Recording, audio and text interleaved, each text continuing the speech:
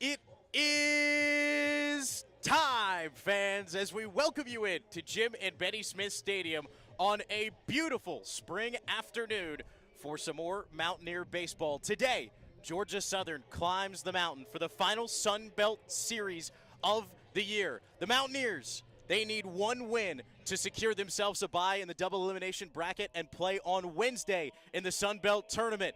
Are they able to get it done today? We're going to find out. David Katzenmeyer and Ryan Hendricks here with you on the 90.5 WASU YouTube page as we are so excited to bring you game one of this doubleheader here from Jim and Betty Smith Stadium. The rain is supposed to stay away, and right now, Ryan, we've got some blue skies with some scattered clouds, but it's a great day for baseball. Oh, it sure is, David. I mean, you could have asked for a much better day, considering how cloudy it's been all week up here. It's been raining, it's been dumping. But you got to think, we have a pretty beautiful day today. The sun's been peeking through the clouds, and we got a couple of fans here. It's early on today. Had to move the game up from Saturday to today to give us a doubleheader. So a lot of people are at work right now, but I say more fans be filling in. We got a few fans over there on the hill. I do see a dog over there. Not barking the park day, but we do have a dog in attendance. It's a beautiful day for baseball, is all I'm trying to say. That it is. Temperatures currently just under 70 degrees. Should stay there until the sun goes down to where it'll drift to about 60 degrees by the end of game two. But to headline game number one, flamethrower right-hander Jackson Steensma in his sophomore season ready to take the mound for the Mountaineers. And boy, oh boy, has he been dominant, coming off a record-setting freshman year as the closer for the App State Mountaineers. He gets the nod to be a starter in the 2024 season, and he has not disappointed, Ryan. He sure has it, David. But today he's going to be on top of his game. You got to think, the Georgia Southern Bats have been alive as of recent. Before the Louisiana series, where they did not get a game out in Louisiana, but that's a top 25 team in the nation, the Raging Cajuns. Before that, 7 straight wins. Wins over Marshall, swept them, swept ULM, got a win over Jacksonville. And the big note in a lot of those games, they were scoring in the double digits for a lot of them. 13 runs for Jacksonville last time. Just the other day, their very last game, they had to run 13 runs again versus Jacksonville Dolphins. But by the way, I love that nickname for Jacksonville, the Dolphins. I wish there was a team with the Sun Belt like that. But you just got to think, Georgia Southern Bats have been alive recently. That they have, as we are ready to get things rolling. It'll be a righty-righty matchup to kick off the top of the first inning as Jackson Steensma will take on the second baseman in Josh Tate. First pitch misses for ball one. But the redshirt senior batting .360 on the year, a .474 on-base percentage.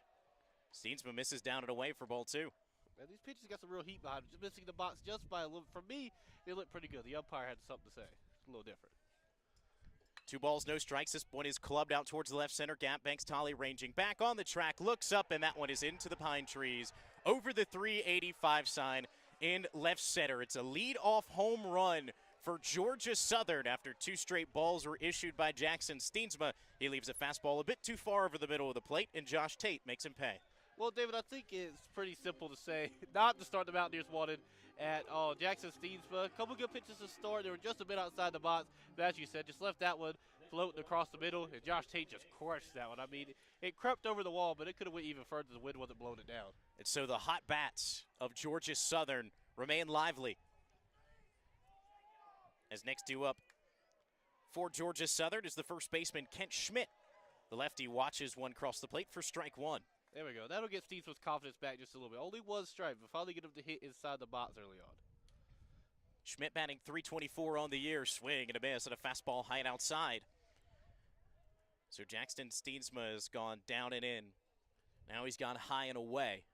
Let's see what he has for us here on the 0-2. Pitch on the way, and it's fouled off over the App State dugout down the third base line. But Georgia Southern, you mentioned how hot they've been. You can take a look back at the Mountaineers right back to just over a month from today, back April 13th range when they played Troy. Ended up losing 2 of those games. Next pitch, high and outside. So a ball and 2 strikes, but take a look back at that Troy series, and Troy ends up taking the series, and App State has not looked back since. They go on the road against Western Carolina, and I think that was the wake-up call as that one's fouled down the third base line. A safety swing on, so the count remains 1-2. But you take that loss 10-5 at Western Carolina, and then what do? How do you bounce back? You go to Arkansas State, and you score 20 runs in the first game, 12 runs in the second, and 12 runs in the third, and ended up getting the series victory. Swing and a miss. High heat delivered from Jackson Steensma for out number 1 as the first baseman and Kent Schmidt will head back to the Georgia Southern dugout. Beautiful one from Jackson Steensma there. Finally, able to just get just inside there. Finally get out just inside. Just had an unfortunate home run to start the game, but had some real heat behind the second one. Got Kent Schmidt right out. And he can still salvage this inning here. It seems we can.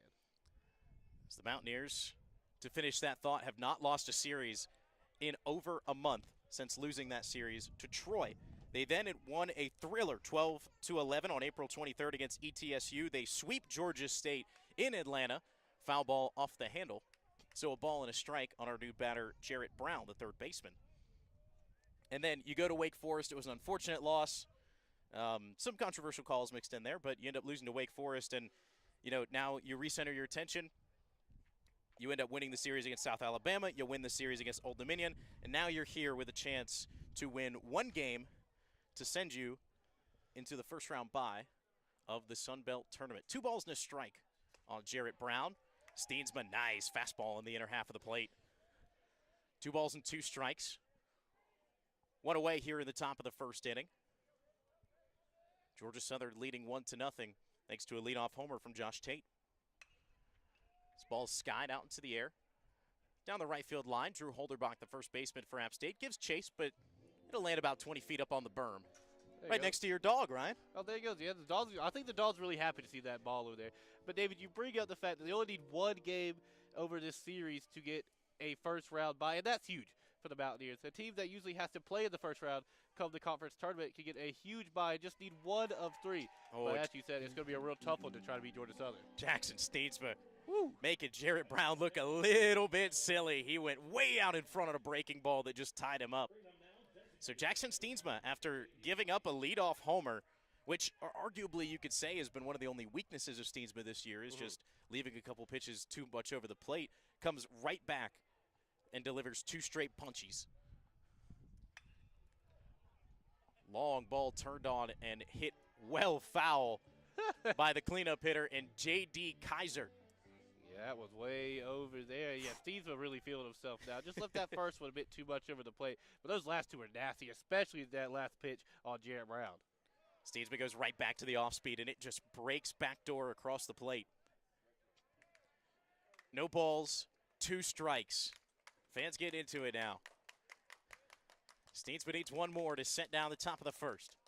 Lifts the leg, fires it home. Big swing and a miss on an elevated fastball. Jackson Steensma count a back-to-back-to-back strikeouts to get out of the top of the first inning. Georgia Southern strikes with a solo homer, but Jackson Steensma says none more to follow. We'll see if the Mountaineers can respond in the bottom of the first when we return here on 90.5 WASU.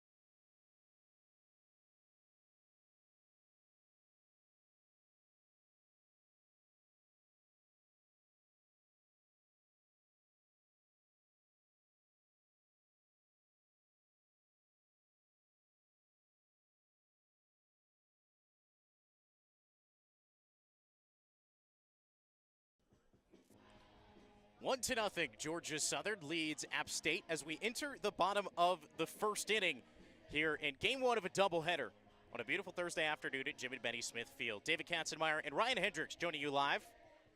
The crew from 90.5 WASU as The Mountaineers are going to bring up a dangerous top of the order with the shortstop, Austin St. Laurent. The first baseman, Drew Holderbach, and the center fielder, Banks Tolley, due up to bat, and they will have to face the tall right-hander of Ben Johnson.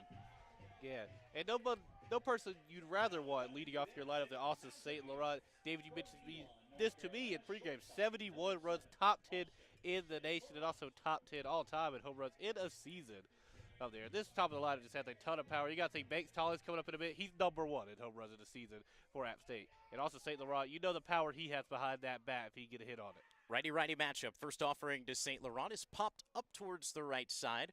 Giving chase is the first baseman in Kent Schmidt, but he runs out of room. Needed maybe 6 or 8 more feet between the grassy berm and the netting. Yeah, he needed a little bit more space over there. But also glad he got just a little bit more. And I mean, they're getting a lot of souvenirs over there on the hill right now. We've seen a lot of them popped over that way early. That's the place to be right now. We got 2 dogs over there now, Ryan. Oh, my goodness. No balls and a strike. St. Laurent, the leadoff batter here in the bottom of the first. Breaking ball gets down in the turf and gets away from Sean White, the starting backstop of Georgia Southern. So St. Laurent now knotted in a 1-1 count. Batting .370 on the year, 14 home runs, 53 RBIs. This one's clubbed out towards left, but right at the left fielder. Sean Smith only has to take 2 steps to his left and gloves the Austin St. Laurent hard hit ball for out number 1. Yeah, Sean Smith didn't even have to move at all, really. He just goes right over there, and it falls right to him. Austin wanted that one just to creep a little bit more down. Would have got stuff a single out of it, but either way, Holderbach will step up to the plate. But St. Laurent really has become the perfect leadoff hitter for the App State Mountaineers, and you don't really put your best hitter in the 2-hole, and that's where we see Drew Holderbach, guy who has a lot of power, great contact. He's batting .341 on the year with 8 homers. He pulls this one heavy down the third base line and foul, but that one found the middle of the barrel, just a bit too far in front of it. Yeah, you know, Holderbach thought he had a huge hit on that one, fouled out to the left field. Remember past the indoor practice facility. I thought I was going to hit the roof for a second. It went right over it, though. It was screaming so fast it had no chance to come down in time. No balls and a strike on the right-handed batter. Fastball misses down and away from Johnson. A 5.7 ERA posted so far on the year for the Georgia Southern starter. 4-3 record. Over 47 2/3 innings pitched. Sets at the belt, gives a deep breath. Reels one home, and it'll be a called strike on the inner half of the plate. A ball and 2 strikes now on Drew Holderbach. And that was just inside the box, if anything. I thought it was a good look there for Holderbach to stay off of that one, but it was just right inside the box since the umpire. It's a perfect placement if you're Johnson on a 1-1 pitch. Now ready for the 2-strike offering.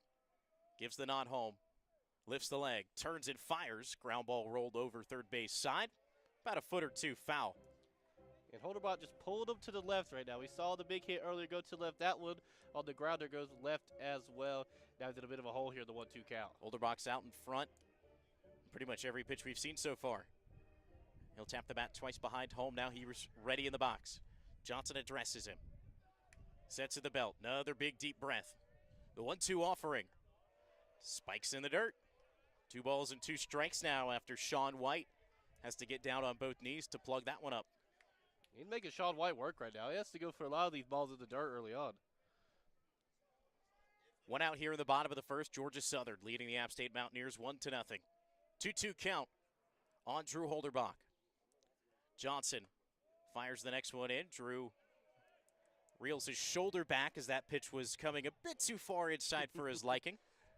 You don't want to end up with a big bruise on your leg tomorrow. Holderbach gets hit early and often. One of the leading hit-by-pitch batters for the Mountaineers. Full count offering from Johnson. Swung on and fouled over the Georgia Southern dugout. It was a fastball on the outer part of the plate. Holderbach stuck the bat out there and was lucky to make contact. Yeah, Holderbach keeping it alive here with the full count. Had to just get a little bit of contact with that one. Probably would have gone down as a strike if not. This is what you love to see from Drew Holderbach. Battling. Count remains 3-2. The offering from Johnson. Inside, it's ball 4. A well-earned walk for Drew Holderbach, and the Mountaineers have their first base runner of the game aboard. Well, David, you know what we call that one? A good eye there from Drew Holderbach. Going to get walked over to first and gets a man on base. And here comes Mr. Power right here. Banks Tolley steps up to the plate. And you can say that again. What's most impressive about that walk to me for Holderbach is it was a perfect breaking ball that was located by Johnson earlier in the at-bat on the inside part of the plate. but when he went back to that location, just a little bit too far inside to be a strike. Holderbach held his own, didn't swing, and now occupies first. It's Banks Tolley up to the plate as Johnson will miss away from him on a breaking ball. And you know Tolley wants to swing on these, but that was just way outside there. Tolley, no chance he'd get a bat on that one. Banks Tolley, one of the premier bats, not only in the Sun Belt, but in the NCAA. Batting .382, 21 homers, 65 RBIs. Set a single season record for home runs in his first year here after transferring in from Ole Miss.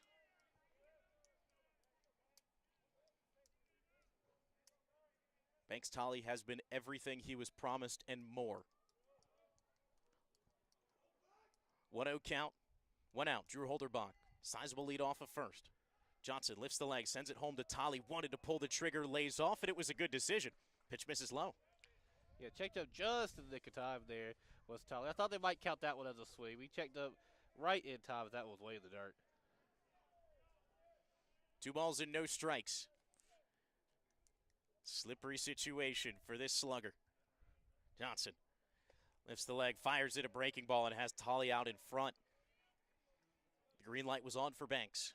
Whew, a big swing and a miss there from Banks. That one broke on him just before, but if you would have got the bat on that one, definitely would have went far. There's a ton of power, Banks Tolley.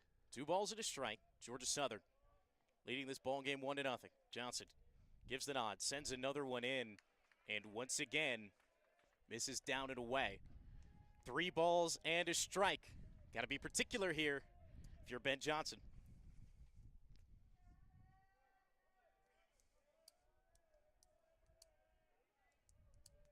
Ready for the 3-1. Offering on the way. It was a high fastball. Tolley skies it. It's in between second base and the middle of center field. Center fielder is going to run on, make a catch. It's TJ McKenzie having to reach up over his head. And that ball was popped up so high that there were multiple players that were able to get to it. It looked like Cade Parker, the shortstop, Josh Tate, the second baseman, and TJ McKenzie all met out in shallow center. McKenzie finally calls them all off to record the second out of the inning. Yeah, he had to come a long way from center field to go get that one. Just popped up right past second base. I thought the second baseman might have gone out there to get it, but he waves him off at the very last second. McKenzie makes the catch. We had to work for it to get it out there. And just when you thought the armada of the big three to open the game is over, you have the cleanup hitter, it's C.J. Boyd stepping in. Big swing and a miss. Boyd saw an enticing off speed. Just missed under it. And Ben Johnson's getting the Mountaineers to miss on these breaking balls right now. Had Holderbach walk, but the rest of them just swinging and missing at the moment. So no balls and a strike. 2 outs with a runner on. Next offering to C.J. Boyd is a swing and a miss. As Ben Johnson seems to have found himself in a groove. No balls and 2 strikes in the cleanup hitter for the Mountaineers. C.J. batting just over 300 on the year, 16 homers, and yet another Mountaineer with 50-plus RBIs. The 0-2. Swing and a miss. Got him chasing on a pitch that landed out and away. The Mountaineers get 1 base runner on via the Drew Holderbach walk, but that will be all for the Mountaineers in the bottom of the first. Ryan Hendricks will take you into the second when we return here from Jim and Betty Smith Stadium on 90.5 WASU.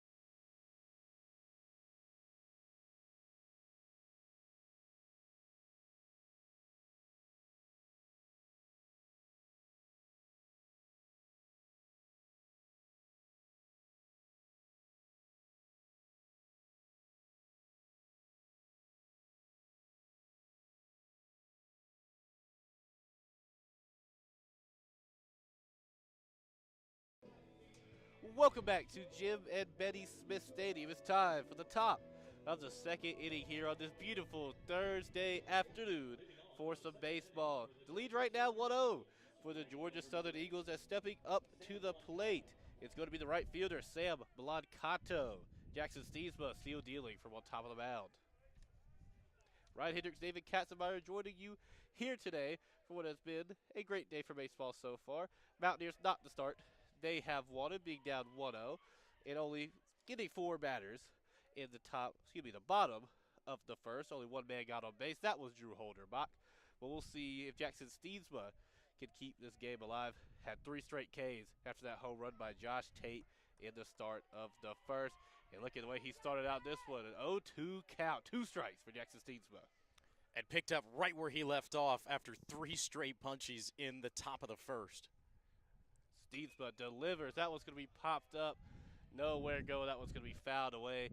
Keeps the bat alive is Blancato here, but he is in the hole at 0-2. Steensma delivering from the rubber on top of the mound. You told me that a little bit ago. That's not what I'd call it up there. Oh, that one's in the ground. Jackson Church will have to go chase that one down. It's that nice, long, big, white strip of rubber. Well, why would they have rubber up there? Why do they want rubber? Ryan, I think you after the game you should go investigate the mound. Go feel it out. I should go investigate. You could go see why there's rubber out there. I should. I'll have to see you. Woo! Right down Main Street. That goes down as another K, and he strikes out Sam Blancato. Looking there, Steensma dealing and delivering on top of the mound. So Jackson Steensma started the game on a 2-0 count against Josh Tate, who hit a homer out to left center. Since then, Steensma has sat down Kent Schmidt swinging, Jarrett Brown swinging, J.D. Kaiser swinging, and now Sam Blancato looking. Steensma on his game right now as Sean White, the catcher, steps up into the plate.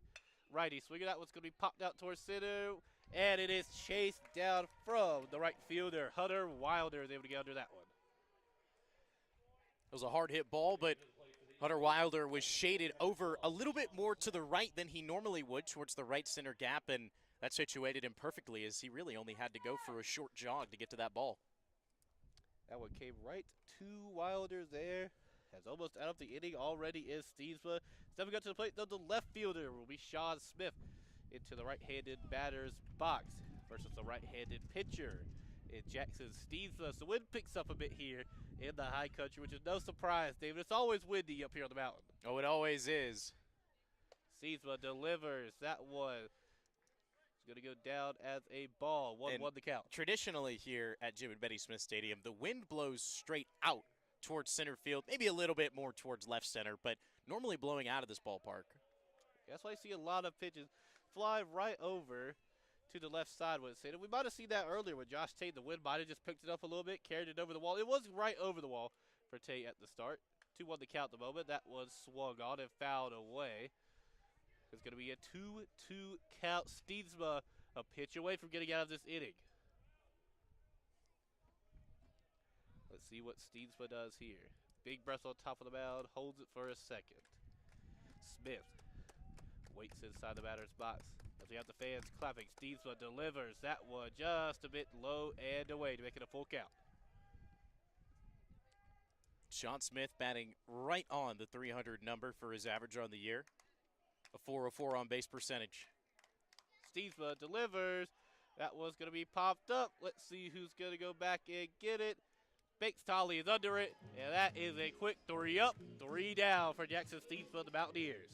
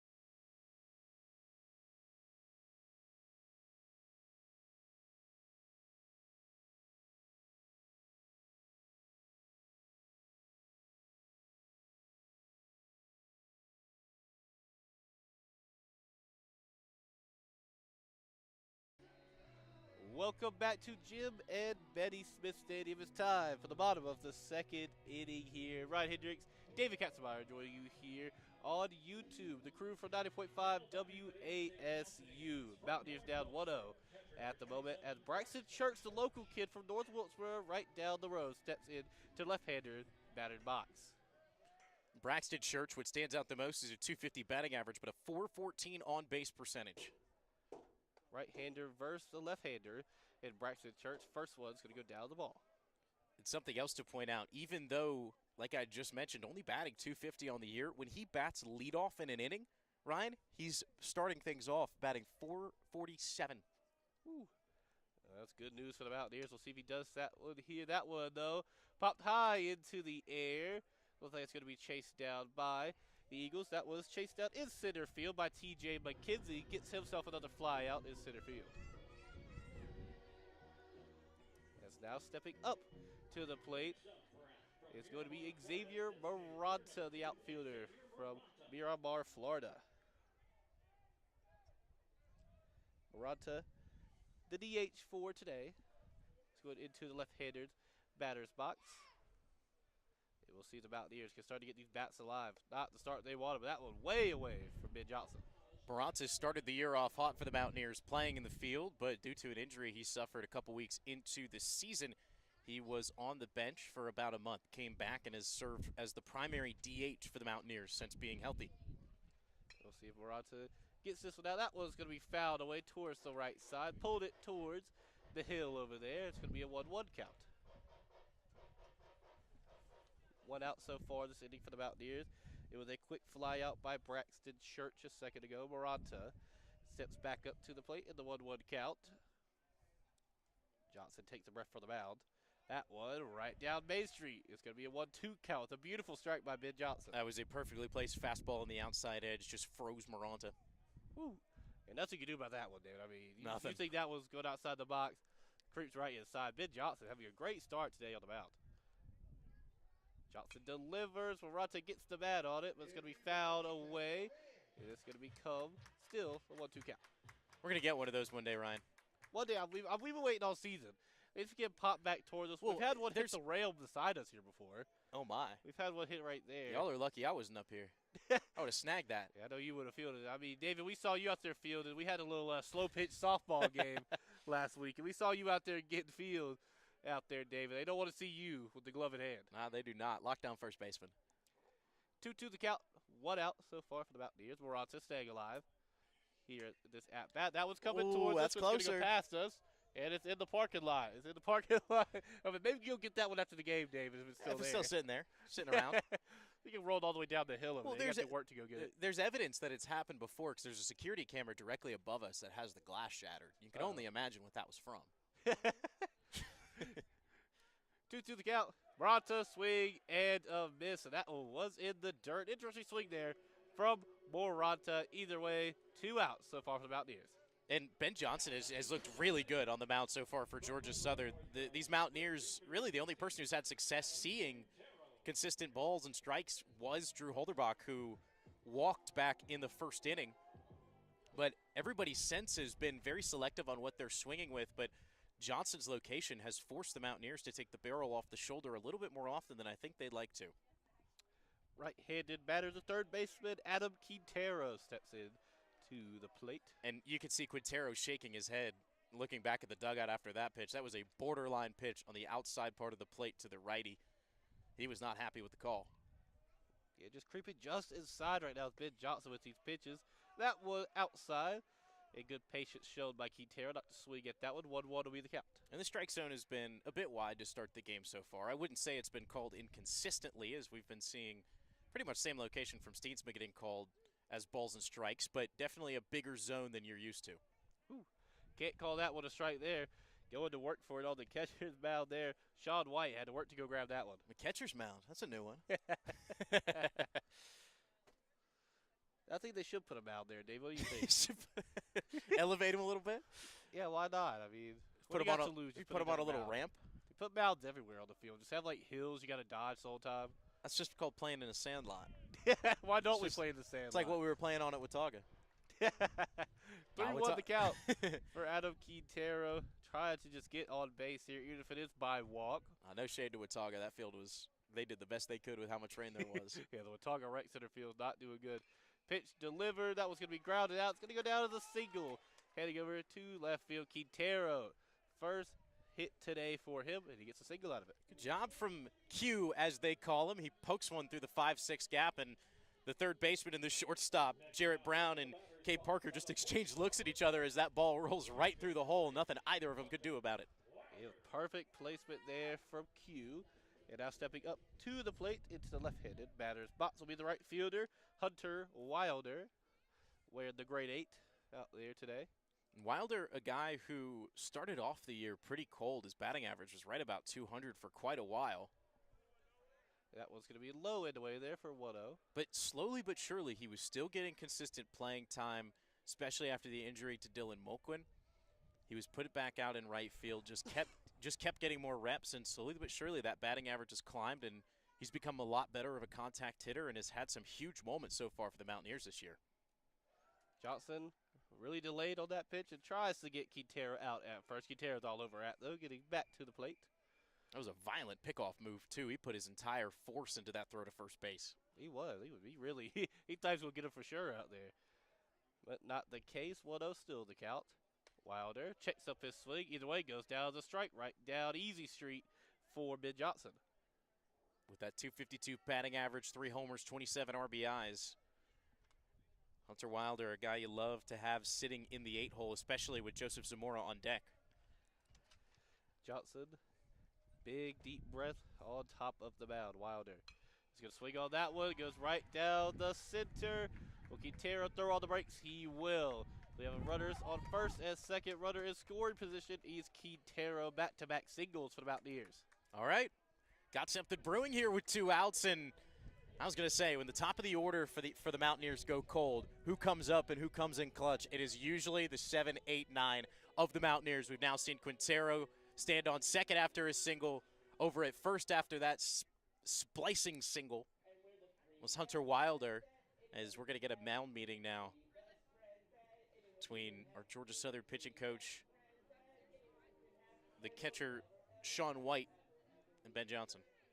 The meeting on the mound right now. I got to say, I doubt Ben Johnson gets pulled right now. I'd say I'd really doubt it if Ben Johnson gets pulled this early, especially considering how well he's played to start this game. And considering there's nobody warming up in the bullpen. That is true. That is true, David. Messing with you, Ryan. Got to be real, David. I'm not looking at the bullpen over there. I'm going to take every advantage to poke fun with you that I can on this broadcast. There you go. It's our last one together. It is. It is. Got to get the last one together. So they talked to him. Reason, I couldn't tell you. But here comes Ben Johnson back on top of the mound. Been playing just fine, only giving up 2 singles, and my voice cracks. Stepping up to the plate, though, for the Mountaineers, Joseph Zamora, the second baseman, steps into the left-handed batter's box. Right-hander versus the left-hander. Let's see what Zamora can do at his first at-bat of the day. That was swung up. Is it coming at us, David? No, it's landing, like, it's perfect trajectory. It just needs to be over more towards us. It's going to come down the gutter. It's going to come down the gutter. It's in the tree. It's in the tree over there. Oh, little kid got the ball for sure. Damn, look at that. Yes, sir. Diving play before it got under the railing. Look at that. Great job. He put some speed behind Listen, that. I'm telling you, if there's one that lands behind us, I'm sprinting after it. I'm getting that souvenir. Throw the headset off, David. I want to see you do that. That one drops right down. We're going to get a runner to come home. Quintero will. Quintero's going to score. Got to get to second, though. He does. It's Zamora. Runners in scoring position. Second base, Zamora. Third base is Hunter Wilder. And scoring, Adam Quintero. We're knotted up at 1 here on the mountain. Tie ball game, and who else but Joseph Zamora to come through in the clutch? I just mentioned what that 7-8-9 has done to demoralize pitchers and pick up that front half of the order. That's exactly what we just saw. Adam Quintero in the 7-hole single. Hunter Wilder in the 8-hole single, and Joseph Zamora turns on the first pitch he sees, rips it into the left center gap for a double. And now the Mountaineers, with 2 runners in scoring position, have Austin St. Laurent, the top of the order, right back up.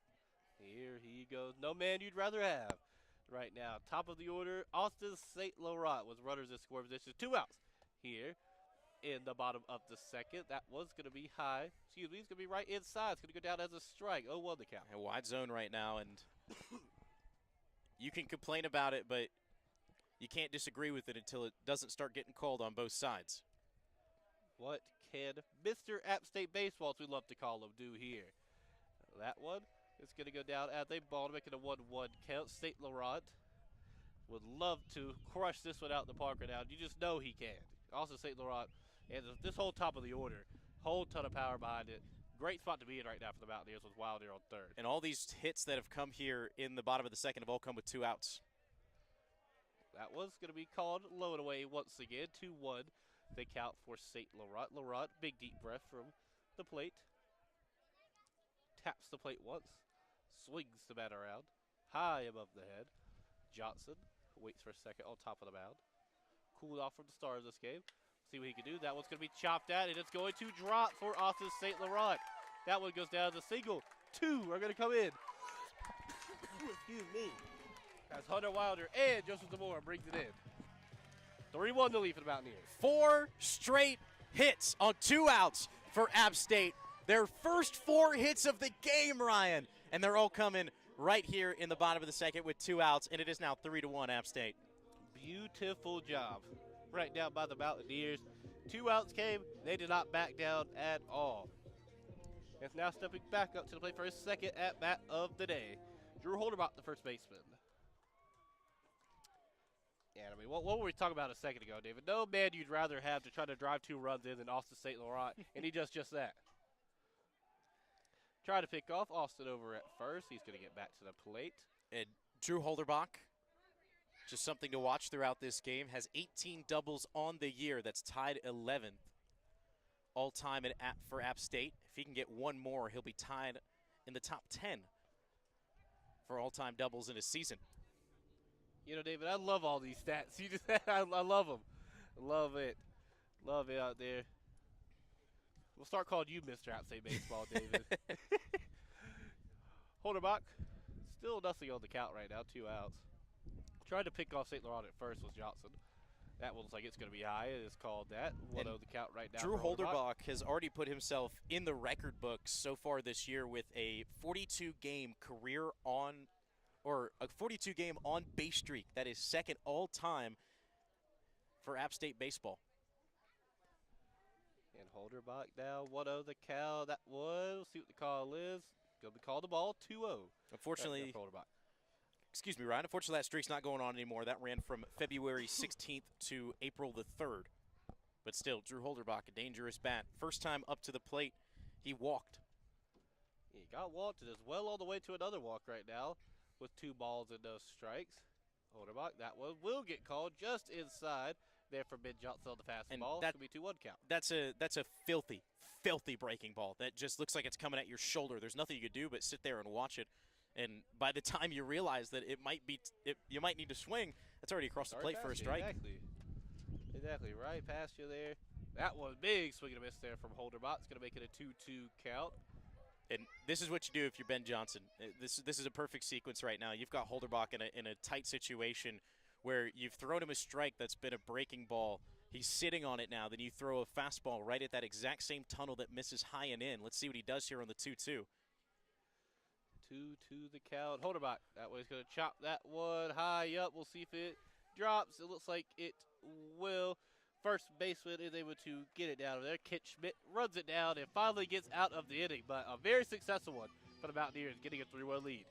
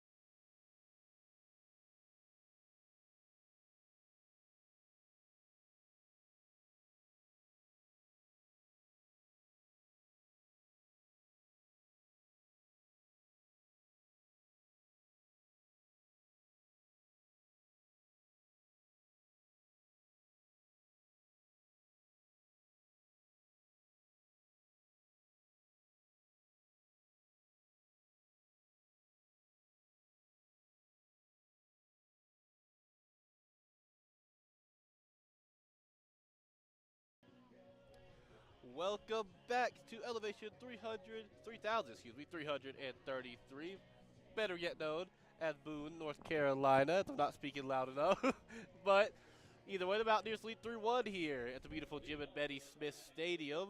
And stepping up to the plate for Georgia Southern here at the top of the third will be T.J. McKenzie, the center fielder. It'll be the 8-9 one-hitters due up for Georgia Southern, as since that leadoff homer in the first inning, they have had no base runners aboard against Jackson Steensma. And that one's going to be high and away there for Steensma. McKenzie had to move his head a little bit. Got struck in the face with that ball. 1-0 the count. We'll see if that one is called a strike. It is going to be 1-1 count. That one right inside. McKenzie tried to check the swing. Didn't seem like he got it. Steensma again, that one's in the dirt. It's going to be all the way back.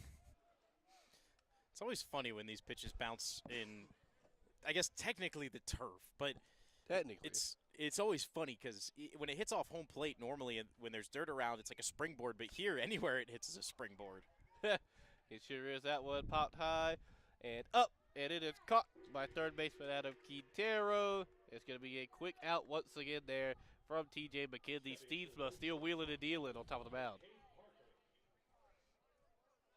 Jackson Steensma going a little bit more in depth after that leadoff homer. Strikeout, strikeout, strikeout, strikeout. Pop up, pop up, pop up. Good stuff right now from Steensma as Cade Parker, the shortstop, steps up to the plate. Righty versus righty. And that was called a strike right inside there. That's a front door breaking ball. There's nothing you can do about that. Steensma is throwing that with so much velocity that it's getting to the plate before you can recognize what's going on. That one goes high and away, however, to make it a 1-1 count. Steensma, as you mentioned, Dave, just a great start so far, getting a lot of pop outs. And we'll see what he can do here versus Cade Parker. That one, it's going to be just outside, 2-1 the count at the moment. Just one of the guys that when he came in last year, when App State really started to expand their recruiting, you go get a guy from Michigan like Steensma. Steensma, let's see what the call is there. It's going to be called a strike.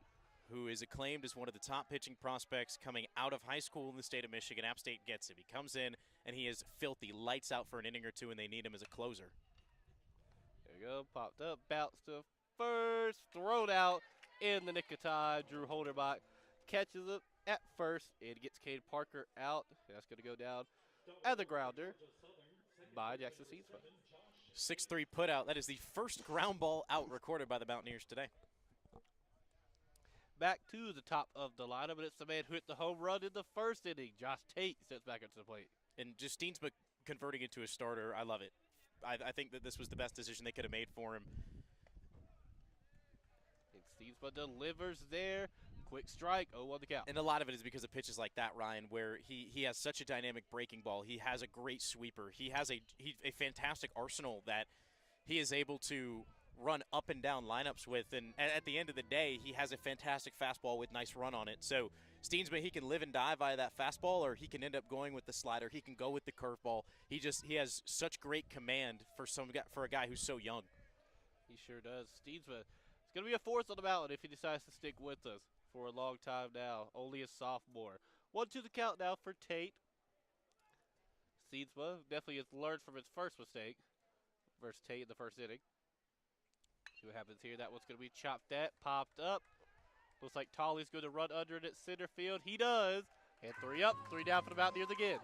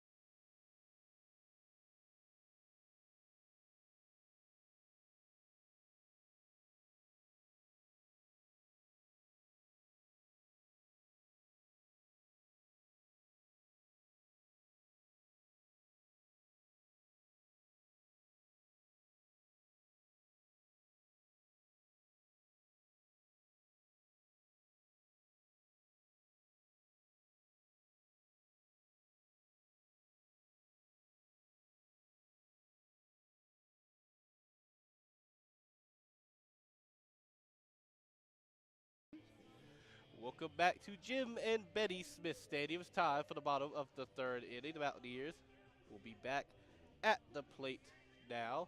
It's going to be Banks Tolley stepping up for his second at-bat of the day. Mountaineers have a 3-1 lead, David. I mean, Jackson Steensma, outside of the home run to start the game, he's been playing really good so far in this one. He's looked phenomenal. Since that home run, Jackson Steensma has faced 9 Georgia Southern batters. 4 of them have been recorded via the strikeout, 4 via the pop-out, and 1 a grounder. So App State gave him the cushion. He's keeping his foot on the pedal, and we hope to see the Mountaineers on the offensive end continue to do the same. Here comes Banks Tolley. Flew out the last time he was at the plate. That was going to be chopped at. It's going to be way back, and it is out of here. And I think if you look down in Wilkesboro, you'll be able to find that ball. Banks Tolley crushes it out of Jim and Betty Smith Stadium and makes it a 4-1 lead for the Mountaineers.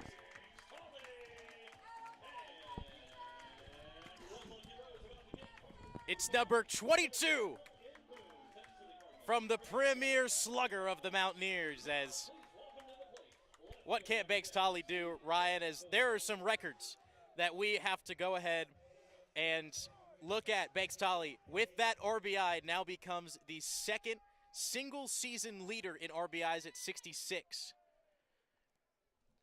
Beautiful stuff by Banks Tolley.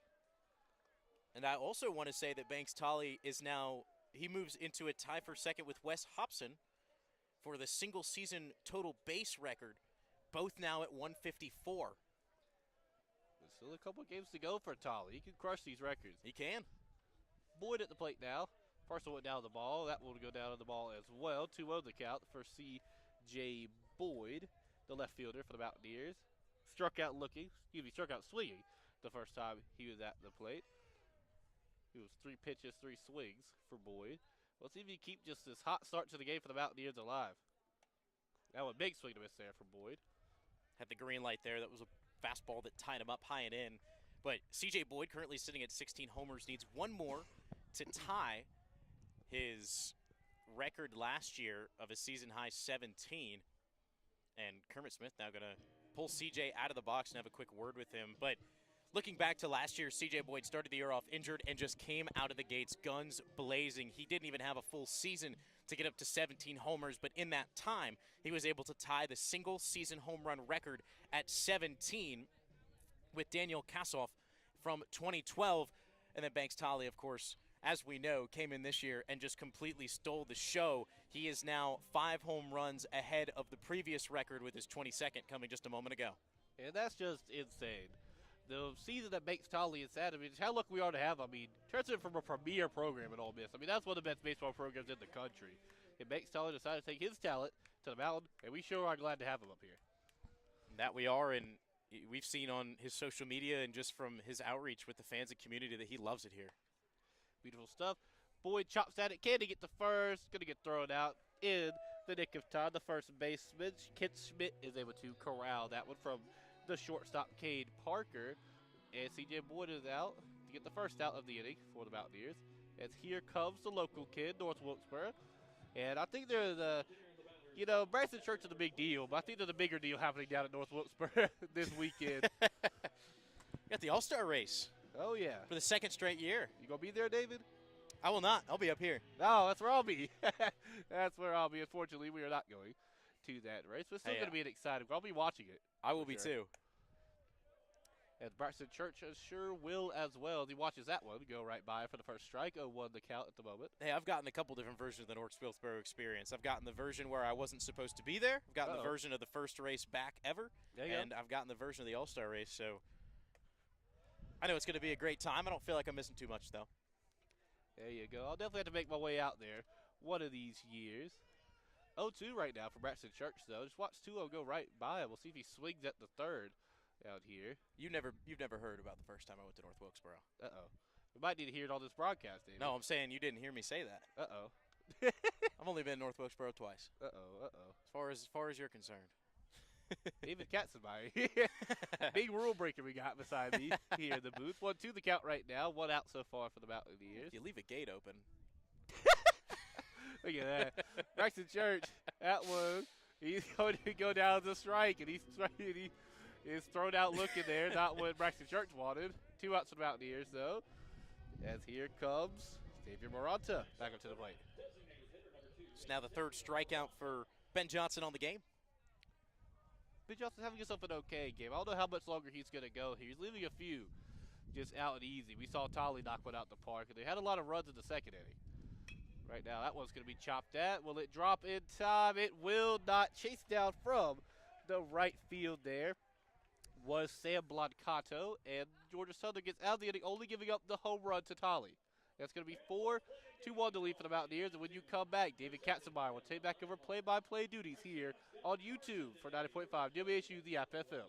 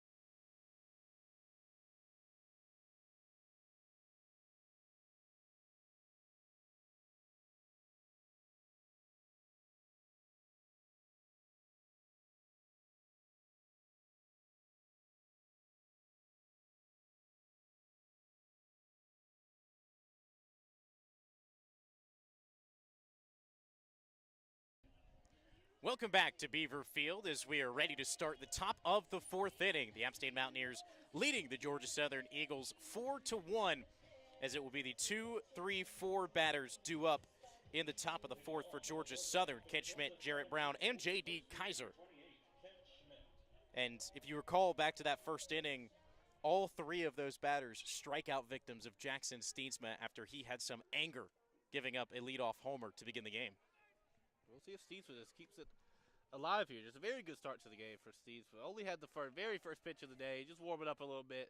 Left in front of the plate for Tate. Since then, he's just been doing great. A lot of pop-outs, and he said struck these guys out last time. Appreciate all of those of you tuning in on YouTube. If you have any questions for us or any questions about the game, make sure to drop them in the live chat. We'll try to take a peek over and answer any questions or any conversation starters you might have for us. Now, 2 balls and a strike. Jackson Steensma just misses outside. The 2-1 offering to the left-handed batter. Called strike, inner edge. Yeah, beautiful pitch right there from Steensma. Nothing you can do about it. Just right inside the box of the fastball. That's what Steensma does best right now. 2-2 count. 2 balls, 2 strikes. Steensma lifts the leg. This ball has popped up over our heads behind the screen and right next to the medical tent. I think the last time we were here at home, there was one crazy game. The medical tent got hit 8 times. And we didn't get one foul ball. They got the cover over there, you know? Count remains 2-2. No ducks on the pond. Nobody out here at the top of the fourth. And this one right over our heads again, right towards the medical tent. And it's going to bounce over it and into the parking lot.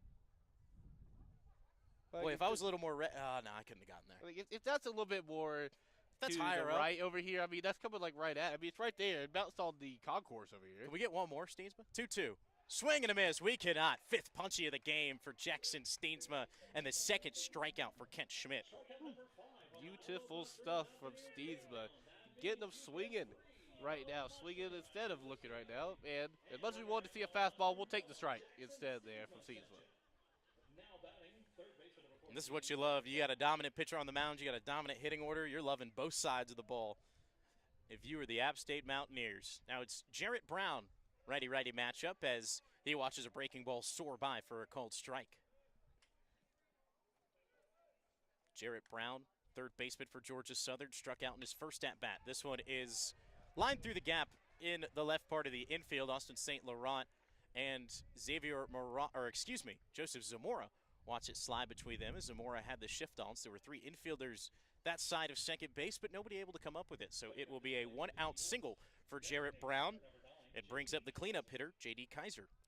And Steensma was finally able to just slip out a little bit there. A single, not too much damage for the Mountaineers. But finally, someone able to crack the code of Jackson Steensma for the mound. So Austin St. Laurent, the shortstop, now playing to the right side of second base from our vantage point here behind home. Steensma misses on the first offering to Kaiser.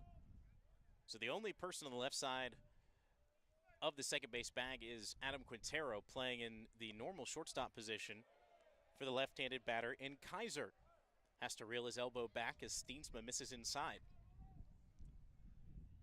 2 balls and no strikes with an out, and 1 runner on after the Jarrett Brown 1-out single. Steensma gives the nod to Church. The righty fires. This ball is popped up over our heads once again. And once again, we'll bounce to the right of the medical tent. And it's just going to come down nicely out of the tree. Might have to ask one of those lovely folks to see if we can get one of those balls. There's a couple of them back there. It's a perfect spot for the medical tent. I mean, they got the professionals back there because clearly you get hit by something on the way over there. Fastball snared. 1 hop by Drew Holderbach. Throw to second in time. Throw to first. Double play. Drew Holderbach, climb the ladder, my friend. Comes down with it. Turns to second. St. Laurent's waiting. Taps the bag. Fires right back to first. And it's a 3. How are we going to roll that one up? That's a 3-6-3 double play by the App State Mountaineers to get out of the top of the 4th inning. Fireworks are on display here by the defense. We'll see if the Bats can keep them continuing into the bottom of the 4th when David Katzenmeyer and Ryan Hendricks return with you to Beaver Field on 90.5 WASU.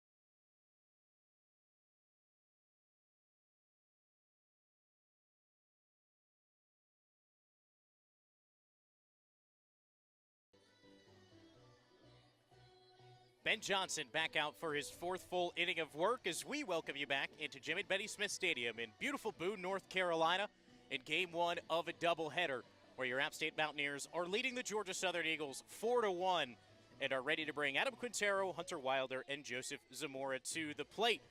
David Katzenmeyer and Ryan Hendricks here with you from 90.5 WASU. As so far, it has been an electric game to feast your eyes on, both on the offensive and defensive side of the field for App State. Yeah, it sure is. I mean, just look at the play we just saw from Drew Holderbach there. I mean, he hopped up, caught it off the bounce, threw it to second, got it back to first in time. I mean, that was almost an amazing individual effort by Holderbach alone over at first. And the fact that you're able to turn 2 out of that makes it even more impressive. As Adam Quintero get things started here at the bottom of the 4th, the 7-8-9 due up for the Mountaineers, but don't let this part of the order fool you, as that one's popped out of play down the right side. But don't let this part of the order fool you, because Quintero got the first base hit of the game. Wilder followed it up with a single to put runners on first and second. Joseph Zamora then brought in Adam Quintero with an RBI double, who is the 9-hole hitter. And then St. Laurent picked up 2 RBIs on a single. So all the runs that App State has on the board, minus the Banks Tolly homer, have come because of this part of the order. Check swing did not go around. And it all starts with Quintero down here at the bottom of the order. And I mean, it, as you said, back in the second, was able to get the bats going for the Mountaineers, and that's why they're in the lead right now. So Q, I just like the simple nickname for Quintero out there, wheeling dealing. Swing and fouls that one off, likely tapped over towards the Georgia Southern dugout. So now a ball and 2 strikes on the App State third baseman. Adam Quintero One of those guys who's going to give you your all every single day. I think he follows the acronym, David. TIGMA. I think he does. He does. I think he does. And Might not be the best acronym. But. started the year playing at shortstop, and a couple weeks ago they decided to make the switch, putting Austin St. Laurent at short and Quintero over at third. And since then, whether it's been in-game reps, practice reps, Quintero has been the only third baseman taking reps at that position. This ball's hit hard out towards center. Giving chase is the center fielder. What a catch from McKenzie as he goes crashing into the wall on the warning track.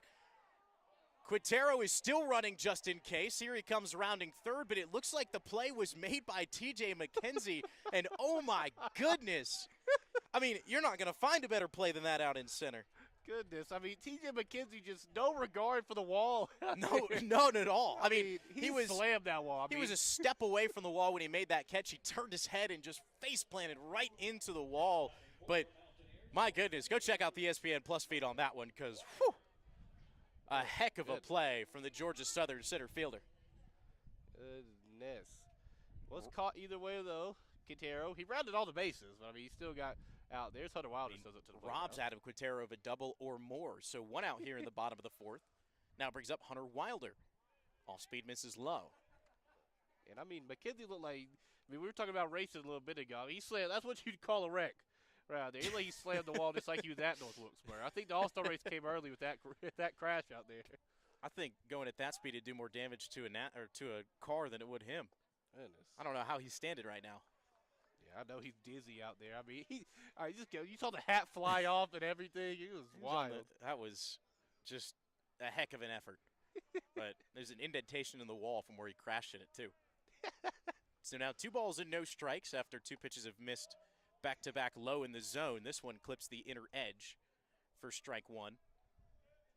Still no real activity going on in the Georgia Southern bullpen. Which is interesting. I mean, Johnson had a very strong start to the game. He's definitely cooled off a good bit, though, as the innings have wound on here for Ben Johnson. That was still good inside, though. Check swing for Wilder. It's fouled away. Little check swing foul ball down the third baseline. But it really was kind of that short spurt when Quintero, Wilder, Zamora, and St. Laurent all went with 4 straight hits. But outside of those 4 straight hits, only 1 hit has been allowed, and that was the Banks-Tolly homer. So he's been working at bats nicely as the count now runs full after missing outside on the left-handed bat of Hunter Wilder. But you went 1, 2, 3, 4, 5, 6 batters only giving up 1 base runner, and then since that Tolly homer, he's retired 4 straight. So up and down, full count offering, ball 4. Missed too low to the left-handed bat of Hunter Wilder, so it'll be the second walk for the App State Mountaineers this afternoon. And it will put a man over on first with Joseph Zamora due up. Yeah, we saw Zamora get a double the last time he was at the plate. When Wilder was on base, that time he was over at the second base. Last time he was out there, but Hunter Wilder there, great patience at the plate. Excuse me, I almost said on the mound. I just love saying on the mound. You know? But great patience from him to walk over to first. And now a guy you want swinging the bat right now in Zamora. Joseph Zamora, one of the new additions to this team for this year. Quick pickoff attempt back to first. Not in time. In his first at-bat as a Mountaineer, he clubbed a home run against Gardner Webb. Since that, he's only picked up 2 more homers on the year, but the biggest thing has been the batting average. It has climbed all the way above the 300 mark, and he has become an ever-so-reliable second leadoff, as the 9-hole is often referred to as. Yeah, he sure has. I mean, beautiful double back in the second. That really just turned the game around for the Mountaineers right now. 0-1 McCall at the moment for Zamora. We'll see if he can get his bat going at this at-bat attempt. 0-1. Johnson, long hold, looks in, set just above the belt.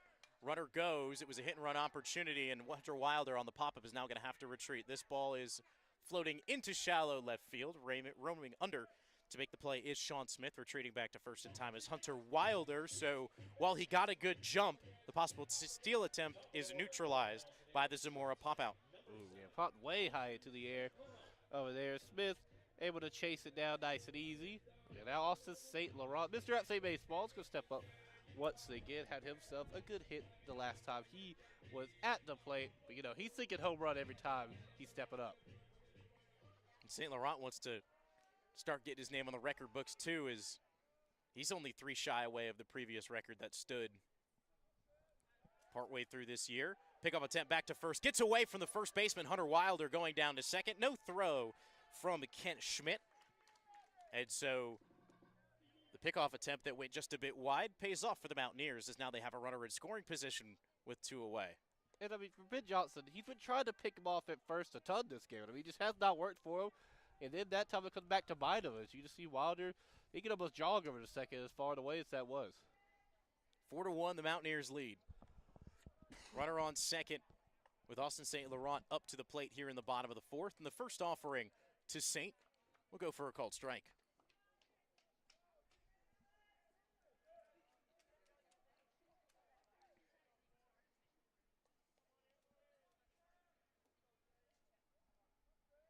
Johnson sends the next offering home. It'll miss down low. And a 2-0 count right now for St. Being real patient, swinging the bat, despite him being the power hitter. We all know him to be. And our umpire flashing 1-1 is the official count. So scoreboard wrong here. Austin St. Laurent way out in front of that off speed. They must be napping up in the control room over there. They're normally on their A game. They got it mixed up right now. It's just 2 balls and a strike when it's 1 ball and 2 strikes. Hunter Wilder stands off second. The 1-2 to St. Laurent has to spin away from it. Almost got hit on the front leg. And if it would have hit him, it would have probably got him in the back of the hammy. Ooh. So, you know, not a place you'd love to get hit, but it's a little meatier than the bone. Yeah, a little meatier than I definitely don't want to get hit in the shin with all these pitches. Oh, that's why you got the shin guards on. Yeah, that'll leave you bruised for a while. Saints wearing one on his front left leg. Johnson's going to step off. Still no activity in the Georgia Southern bullpen. They've got faith in their starting right-hander. He's given up 5 hits in 4 runs so far in 3 2/3 innings. Can he close out the Mountaineers here in the bottom of the 4th? He's going to step off and throw back to second base. Having to run over to cover was Josh Tate. Yeah, just Wilder. He knew the drill. He just went right back over there.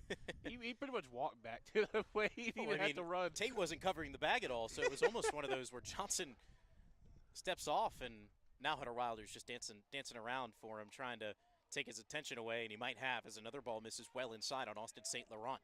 The count now has moved from 1-2 to 3-2. Full count pitch on the way to Austin St. Laurent. Hunter Wilder stands off second. The Mountaineers looking to increase their lead. Long look back to Wilder. Now lifts the leg. Fires it home to St. Laurent. Called strike 3. St. thought it was ball 4. Instead, it clips the outside edge. The Mountaineers will strand a runner after getting a hit. And their score will remain 4-1 in favor of the Mountaineers. We'll be right back for the top of the 5th, where Jackson Steensma looks to close out his 5th full inning of work right here on 90.5 WASU.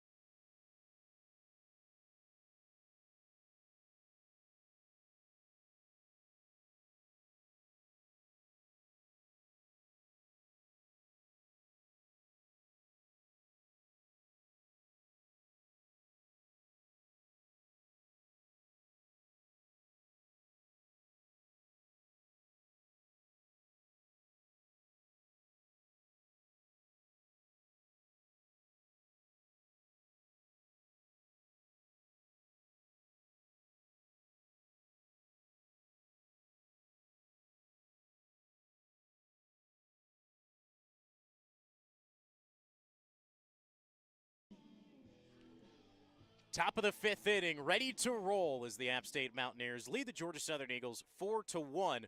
And before we get things going All three of our umpires are going to have a quick meeting in front of the mound. Jackson Steensma was ready to go, and bit of a disgruntled look on his face as Braxton Church is now going to come up and have a word with Steensma. Huh. I'm not sure what they're discussing here, but That's from the body language of both Church and Steensma, it seems to be dealing with Steensma, and I think they're going to issue a foreign substance check on Steensma. Yeah, they will. They're going to take the glove. Well, come on now. I mean, just Steensma don't. Come on now. And Steensma now takes his hat off. They're still inspecting the glove, and Kermit Smith is going to get involved in this conversation now. Kerm's going to give a word. Kerm's going to lay down the law out there. I mean, why did they do that before the start? I mean, they had all that time in between innings to go check it, and they just do it. So traditionally, nothing like this happens unless something is made apparent to the umpires by a manager. And it seems that Georgia Southern saw something suspicious, but the umpires do a complete check of Jackson Steensma, and he is clean. So, and I mean, if I was Jackson Steensma, that would just fire me up even more. It would fire me up too. Like, you get checked for illegal substances because you're playing so well right now. Like, come on, Georgia Southern. You know, he's just dealing you right now. Typical Georgia Southern activity. Cool. That ball misses down and in. On our new batter, Sam Blancato. Blancato struck out looking in his first plate appearance. And Steensma has the crowd going with every single pitch right now. Yeah, I mean, this place has gotten loud. Now, more fans are filling in, getting off work. And, I mean, just Steensma, amazing start so far. Just not what he wanted at this from the mound, though. 3-0 at the moment. Steensma is missed down and in to the left-handed bat of Blancato on every single pitch. You wonder if that small little delay maybe got him out of tempo, out of rhythm. Here comes the 3-0. It'll miss down and in. Sprinting off to first base on ball 4 is Blancato. And so it is a 4-pitch walk, and Jackson Steensma, you can see him mutter something under his breath. Frustration from the App State starter. Yeah, I mean, they did just completely threw him off the rhythm. Just checking him for foreign substances. I mean, I just don't get it. I mean, I guess Georgia Southern thought something was going on, and it just completely threw him off. It's an unfortunate start to the inning. We'll see if he can salvage it, though. It's Sean White sends it to the plate. Sean White popped out to right field his first time up. The righty watches one miss below the zone, so Steensma now 5 straight balls issued.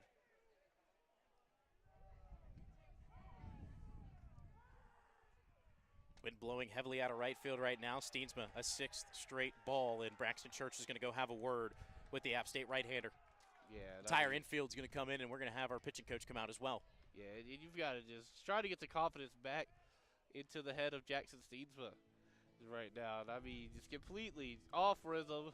Had to check him out for a second. And just completely missing right now. I mean, these pitches have been in the dirt. They haven't even been close. So we'll see if Steensma can calm down right now. Because, I mean, it was a very hot start to this game for Steensma. It was, and it has been, as Jackson Steensma, up to this point, if I'm not mistaken, that is the first walk that has been issued by Steensma this game, and it is. Leading off the game was Josh Tate, who took Steensma deep out to left center. After that, Kent Schmidt, strikeout. Jarrett Brown, strikeout. J.D. Kaiser, strikeout. Sam Blancato, strikeout looking, and continued to retire the next 6 batters before Jarrett Brown base hit in the previous inning. And now to lead off the top of the 5th, Sam Blancato with a walk stands on first.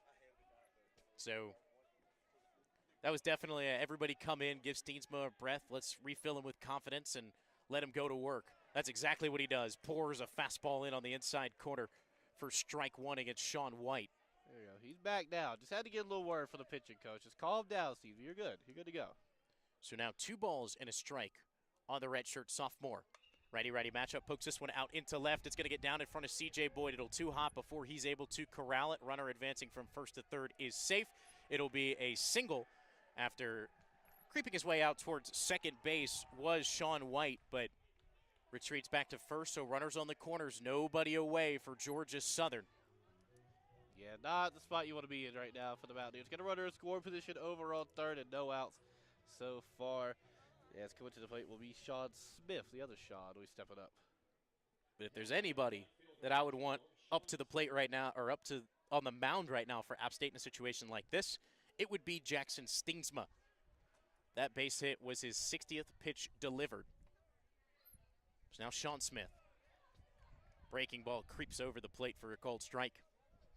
Yeah, you're absolutely right. If anybody can get the Mountaineers out of this situation, it's got to be Steensma. It's just an amazing pitcher on top of the mound today. Righty-righty matchup. Steensma sets to the chest. Big nod into Braxton Church. Sidestep. Spins one in, and it's a called strike. Back-to-back now to bring it to an 0-2 count. Already in the hole is Smith.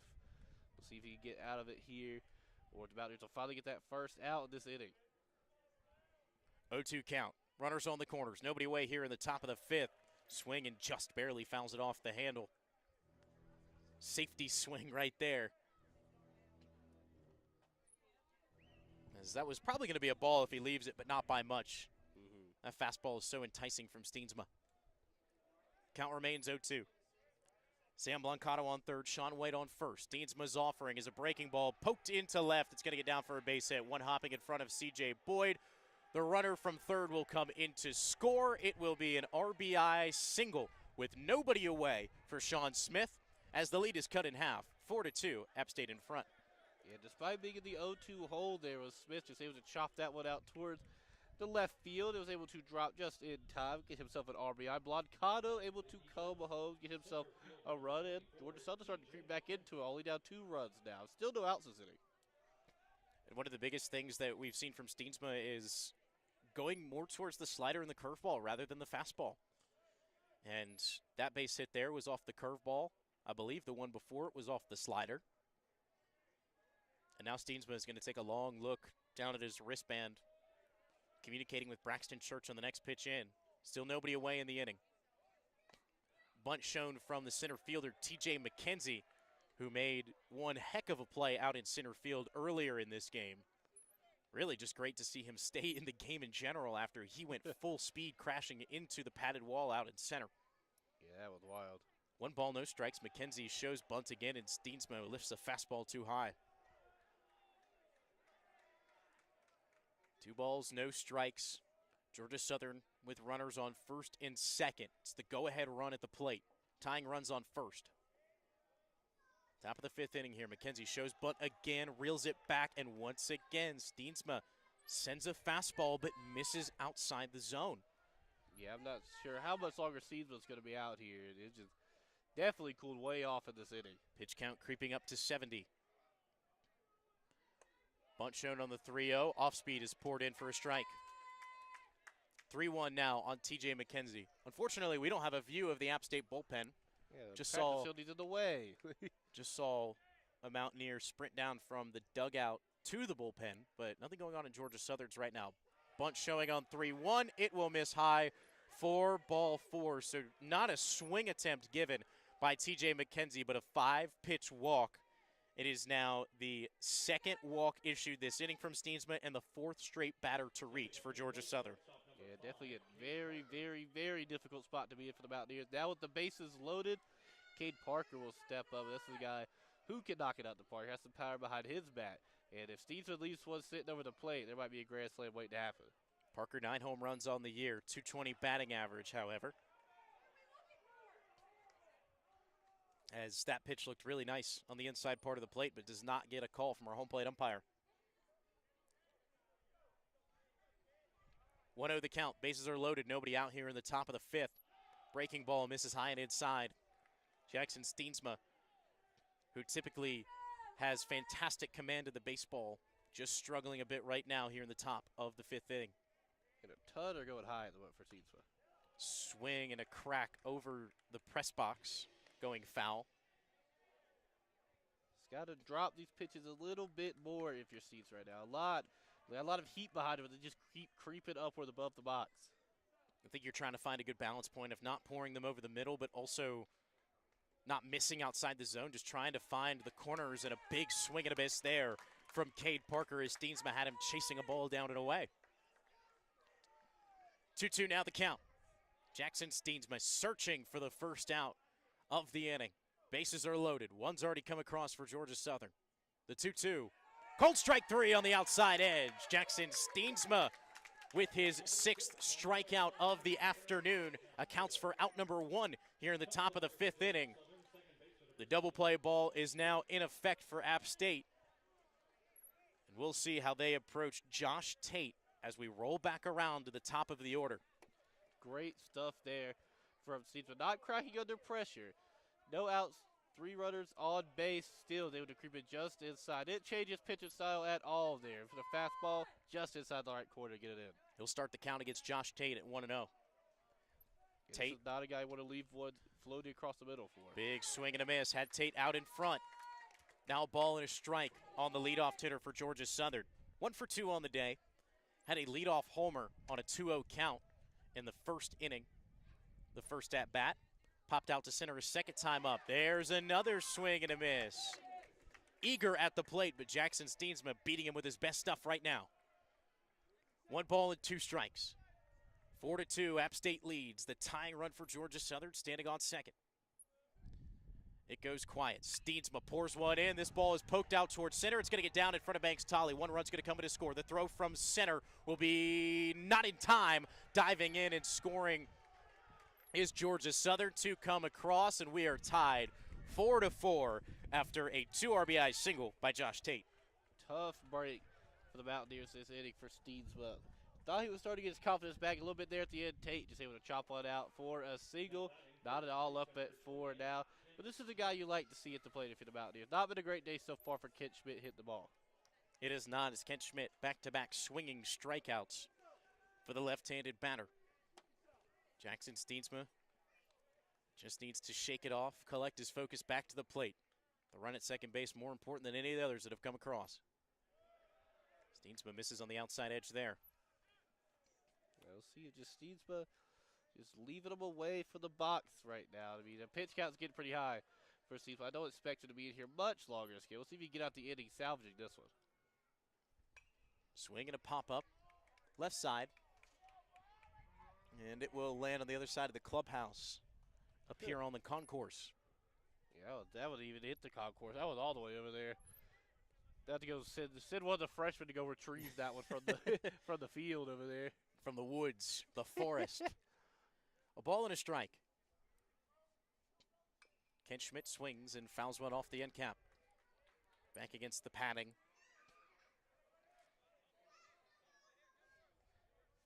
So now a ball and 2 strikes. Only 1 out so far here in the top of the 5th.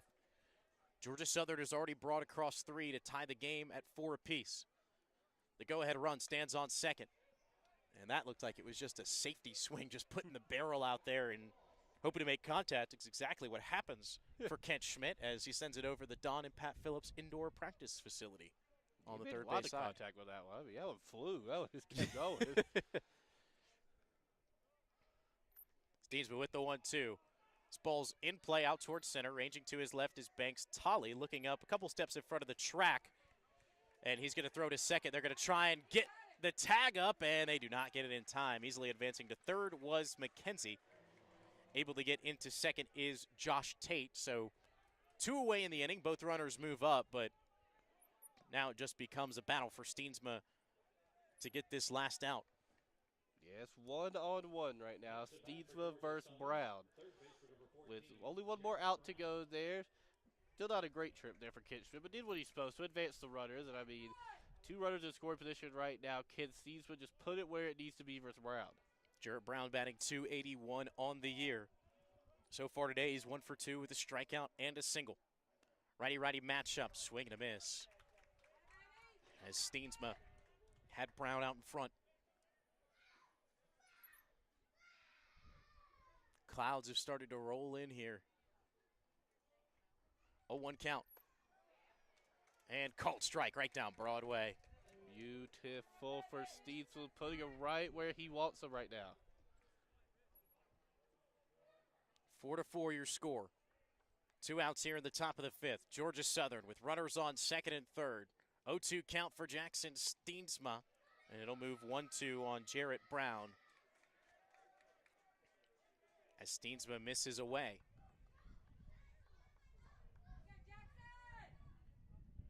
Three runners have come across here in the top of the 5th for Georgia Southern. Steensma looking to limit the damage. Here comes the 1-2 offering to Brown. Swing and a miss. Jackson Steensma will strand 2 ducks on the pond in a pivotal situation Georgia Southern gets 3, but no more. It's a new ball game as we head into the bottom of the 5th. 4-4 your score. See if the Mountaineers can jump back out to another lead when we return from Jim and Betty Smith Field on 90.5 WASU.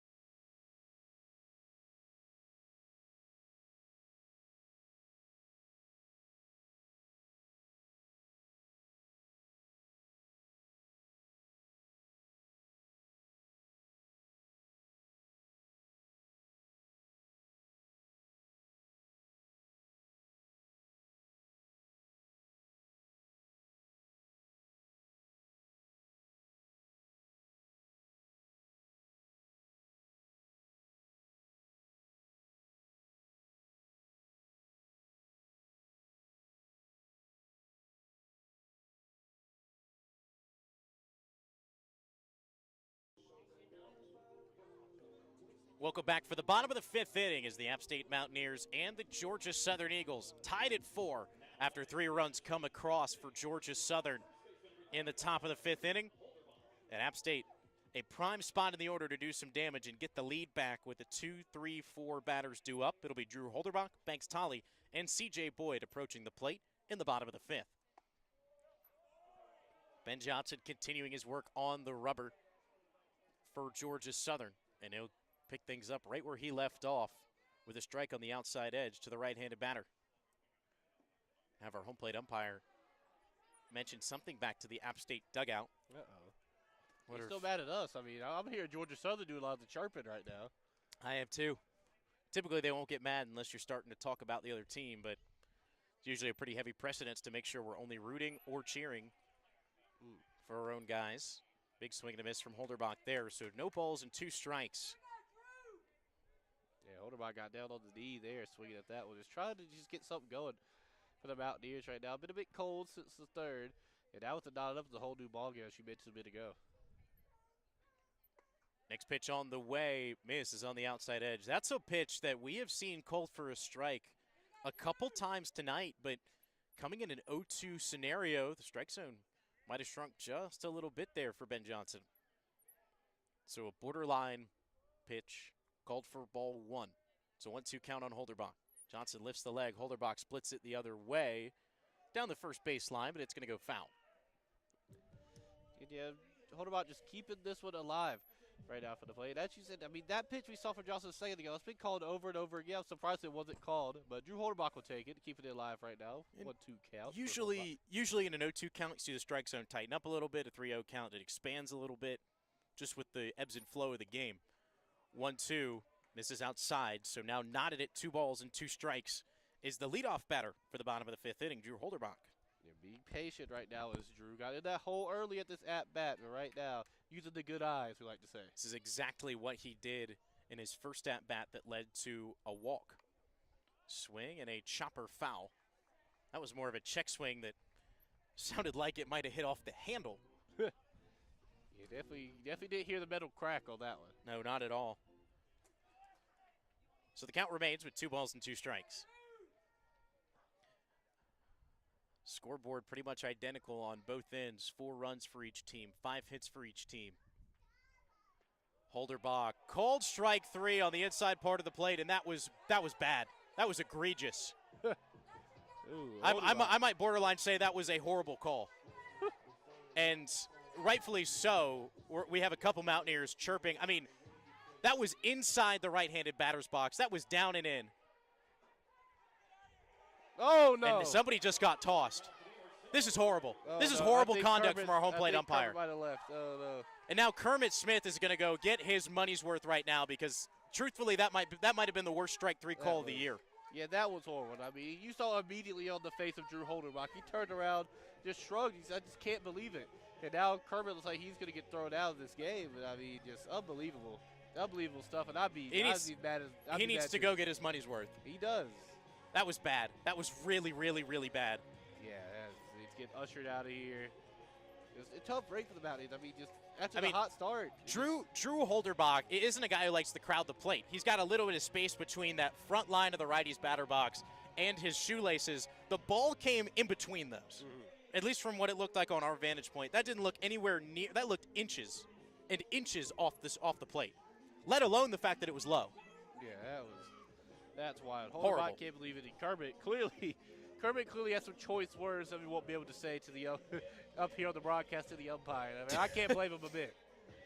I'd be, if I was in Kermit's shoes, I'd be furious. Yeah, it's unbelievable. That just kills momentum too. And we're still having conversations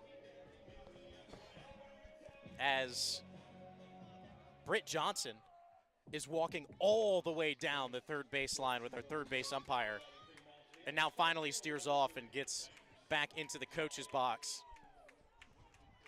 So after the ejection of, I believe it was Kermit Smith, not sure who was, and it was Kermit Smith. We see him walking up the stairs now. So Kermit, the skipper for App State, ejected here in the bottom of the fifth inning after what quite possibly might be one of the worst cold strike threes that I've ever seen up here on the mountain. Nevertheless, right back to the action. Banks Tolley, in his previous at-bat, launched one out to left center. Mountaineers would love to see him do it once again. 1-0 count. Johnson winds and deals, and Tolley lays off it. Pitch missed high. Yeah, Tolley right now, he's fired up after seeing his coach get thrown out a second ago, but not swinging wildly at the moment. Being patient to get a 2-0 count, but he would love to just hit one out of here for his coach, who just got thrown out of the game. 2 balls, no strikes. Johnson, long look in, now turns one over. And it will miss down and away. Once again, a pitch we have seen called a strike all day long is not called one here on Banks Tolley. So the count now 3 balls and no strikes. Righty-righty matchup. Johnson looks in, sends one down towards the dirt, and it'll be 4 straight. Banks Tolley will go occupy first. And if you're looking at the right side for Georgia Southern, I mean, no man you'd rather walk than Tolley. I mean, because he can knock it right out the park on you if you leave one over the center for him. So, not exactly what you want to see too much. It's 4 pitches and a walk already. But if you're going to walk anybody in this lineup, Banks Tolley's probably your best bet. So with 1 out in the inning, Banks Tolley over on first. C.J. Boyd, the cleanup hitter for the Mountaineers, steps in. We're tied 4-4 here in the bottom of the 5th. Appreciate you tuning in here on YouTube for this 90.5 WASU special of Mountaineer Baseball. If you got any questions for us, comments, or conversation starters, drop them in the YouTube live chat. We'd love to interact and see what y'all's thoughts on the game are. We're going to have a quick mound meeting as Sean White will head out to Ben Johnson. A little bit more activity in the Georgia Southern bullpen as Johnson approaching the 90 pitch mark. And it looks like there is a lefty up and throwing for Georgia Southern. Yeah, Johnson's day is definitely close to being over. I mean, if you're asking me and you, I don't know if I could throw 90 pitches in a day, David. I don't know if you can. I mean, you were the baseball guy. I sure could. I'd be out of like 20. I'd be out of gas. I'd be out of gas at this point. Like, after 20 pitches, they'd be pulling me out this game. Depends on how much adrenaline we got going. Although if I was out there on the mound, I wouldn't make it to 90 pitches. I'd be pulled after the first if I get through it. Fresh count for C.J. Boyd. Banks Tolley stands off first. Boyd watches the first one slide across the plate for strike 1. And Boyd just not the day he's wanted at all. Today he's just struck out swinging back in the first and flew out one later in the game. So it's not what Boyd has wanted today at all. No balls and a strike. CJ trying to get it going with the bat, but has not been very selective with what he swings at. A pitch outside the zone. He'll give a hack to there.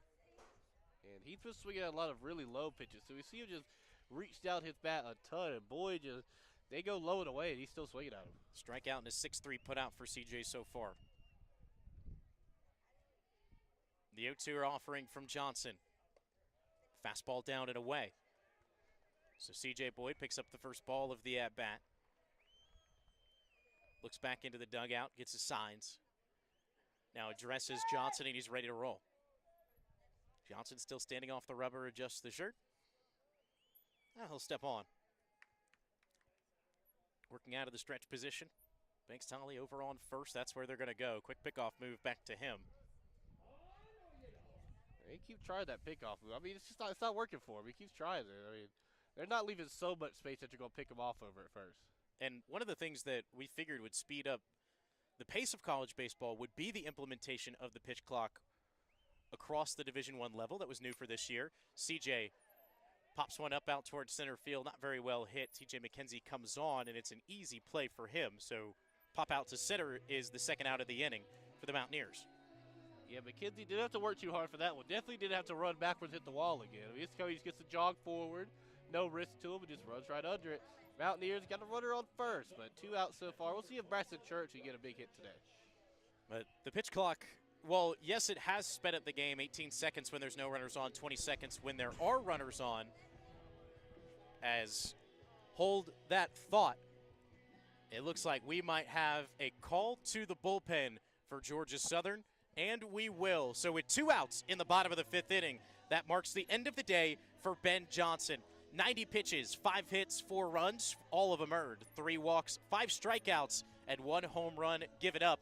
New pitcher into the game for the Eagles when we return. All of his information and more. So don't go anywhere. We'll be right back on 90.5 WASU with our new Georgia Southern pitcher. 2 outs in the bottom of the 5th.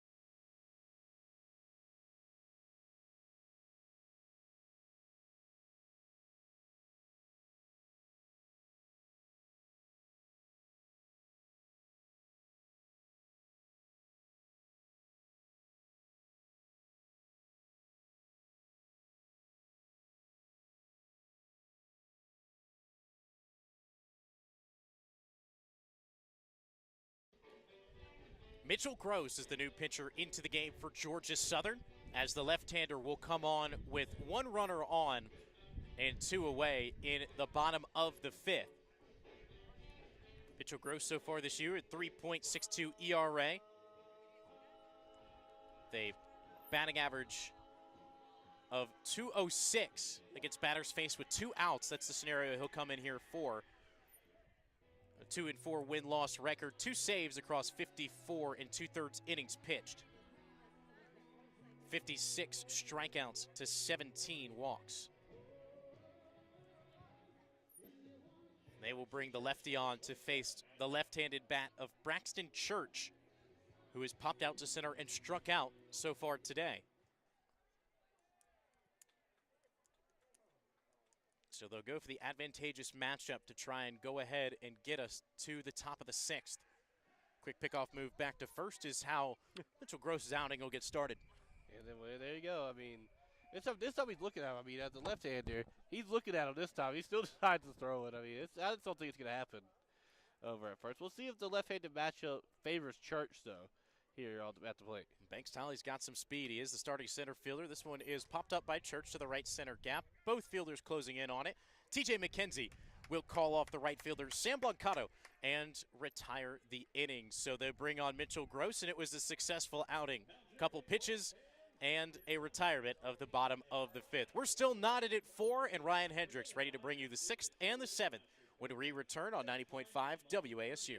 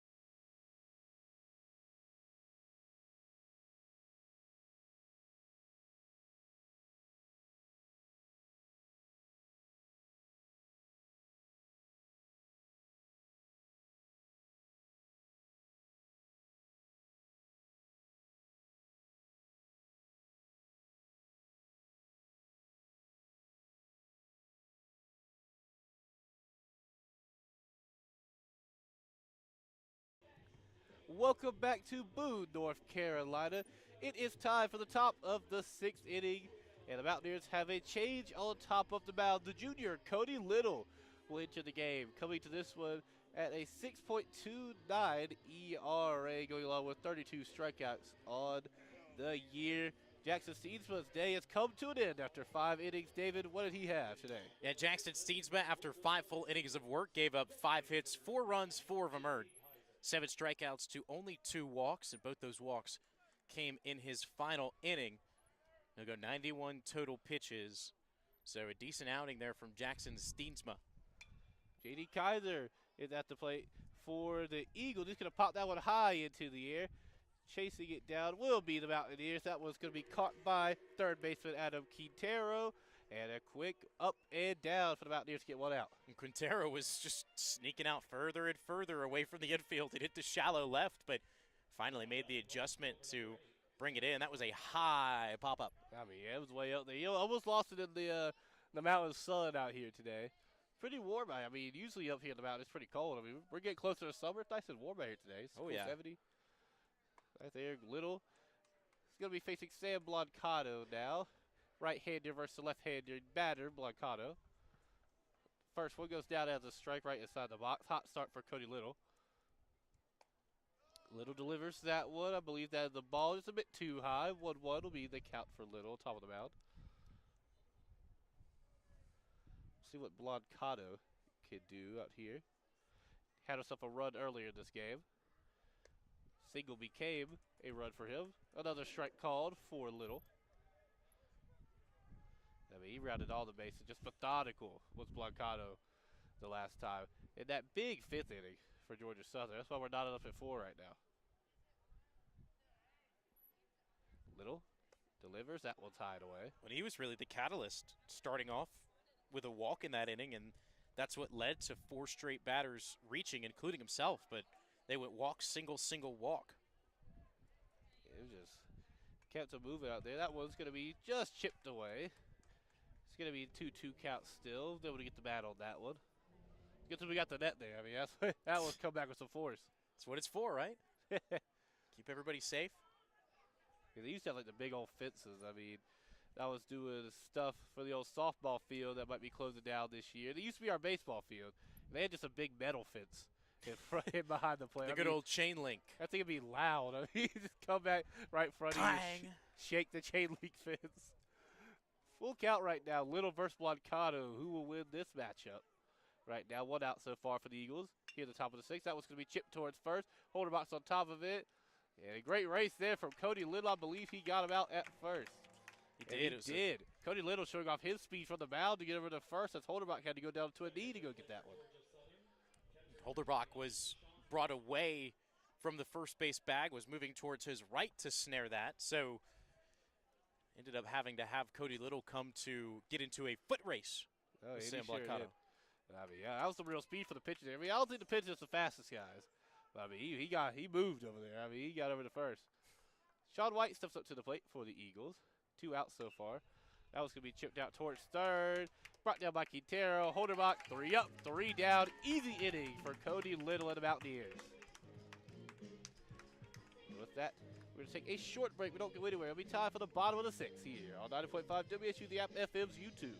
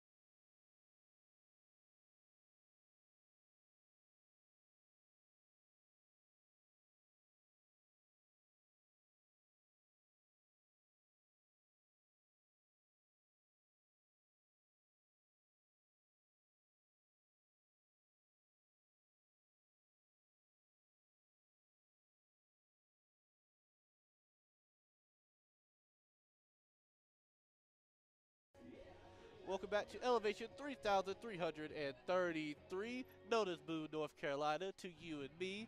And it's time for the bottom of the 6th inning, where Mitchell Gross stays on the mound for the Eagles. We're still knotted up at 4. It's been a real tough game, David. I mean, we'll see if the Mountaineers can pull away here. As stepping up to the plate now is going to be Xavier Moranta.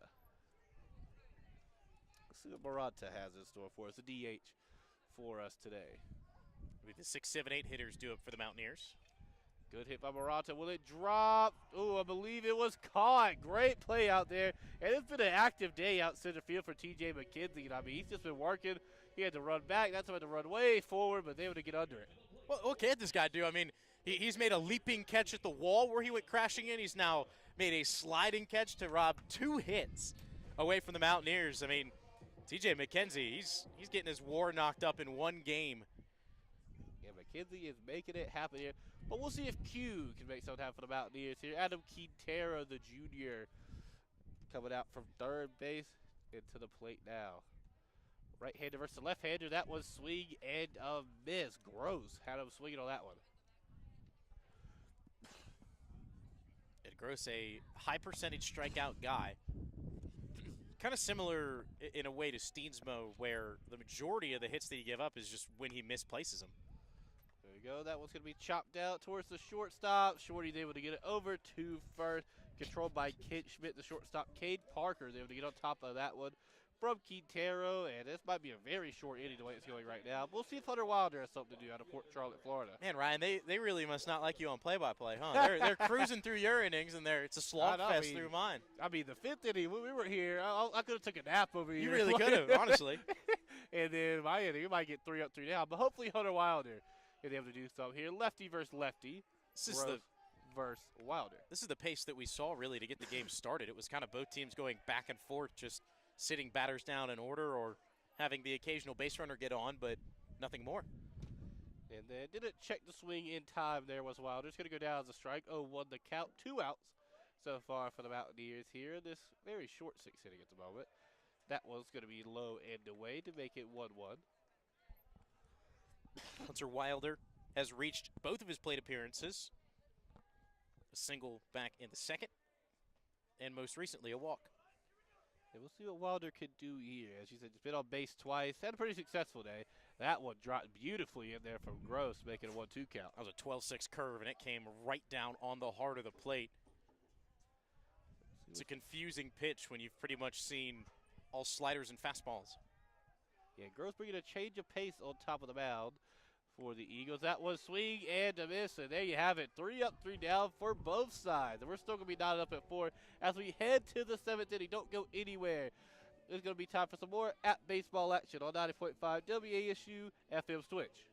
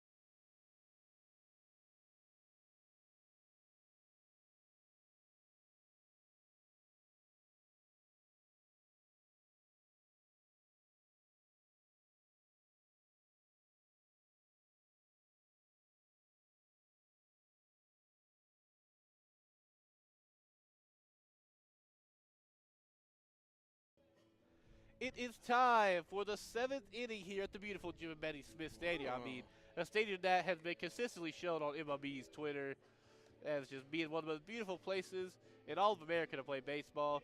It is showing it today. Beautiful sunny day, and we're not up at 4-4 as Cody Little heads back out onto the mound. Had himself a hot 6th inning with 3 strikeouts.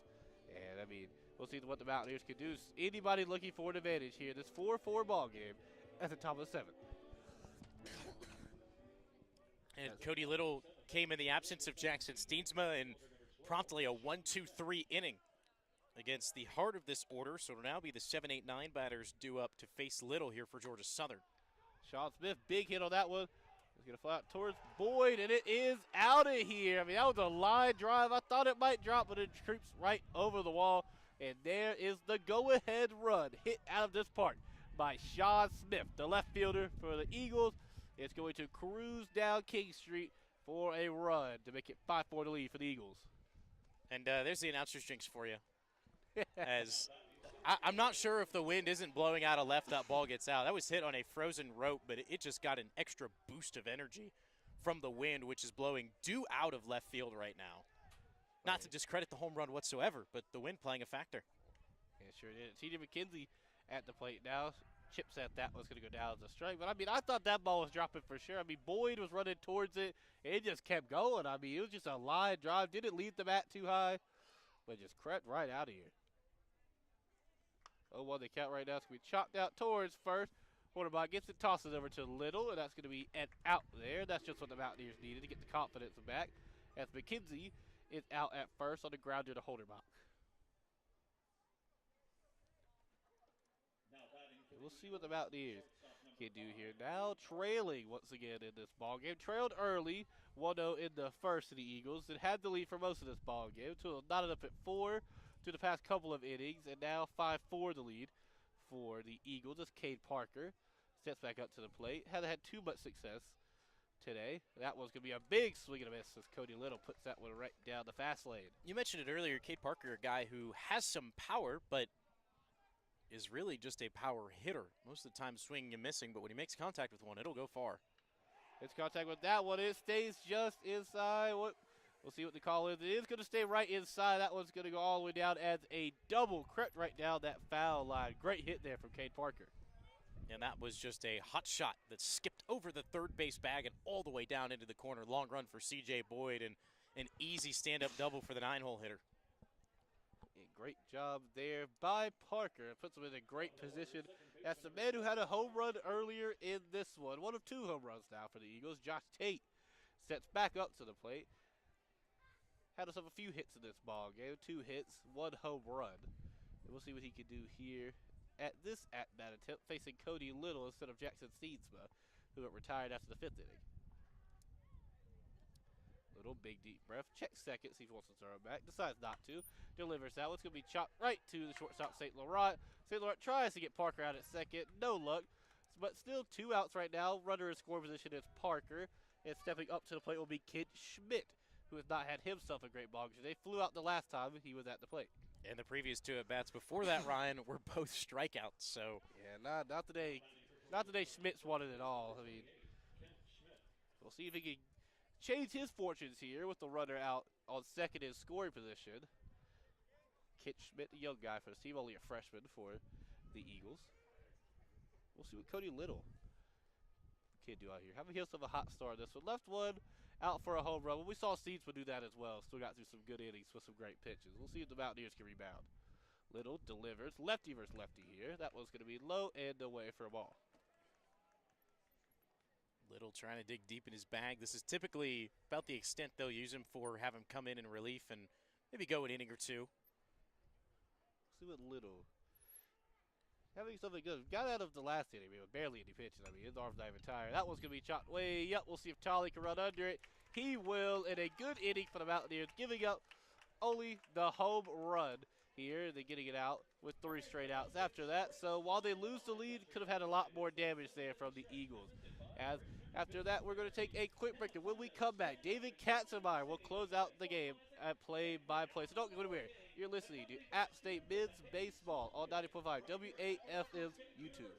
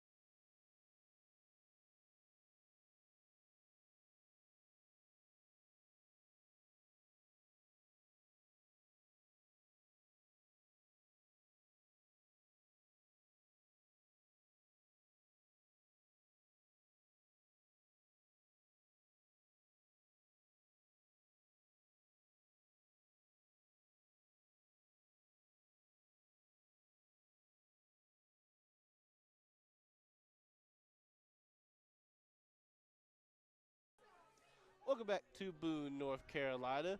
It is time for the bottom of the 7th inning. You don't get to hear David Katzenmeyer quite yet. I know everybody's sad, but he's still right beside me over here. He doesn't get to be behind. Ryan tried to pass the baton off too early. Tried to do a little bit too early. I got a little overzealous, you know. It's all good. Joseph Zamora stepping up to the plate now, the junior. Steps into the right-handed batter's box, facing a lefty Zamora. in Mitchell Gross. Zamora 1 for 2 so far today. Had a double in his first plate appearance that went for an RBI.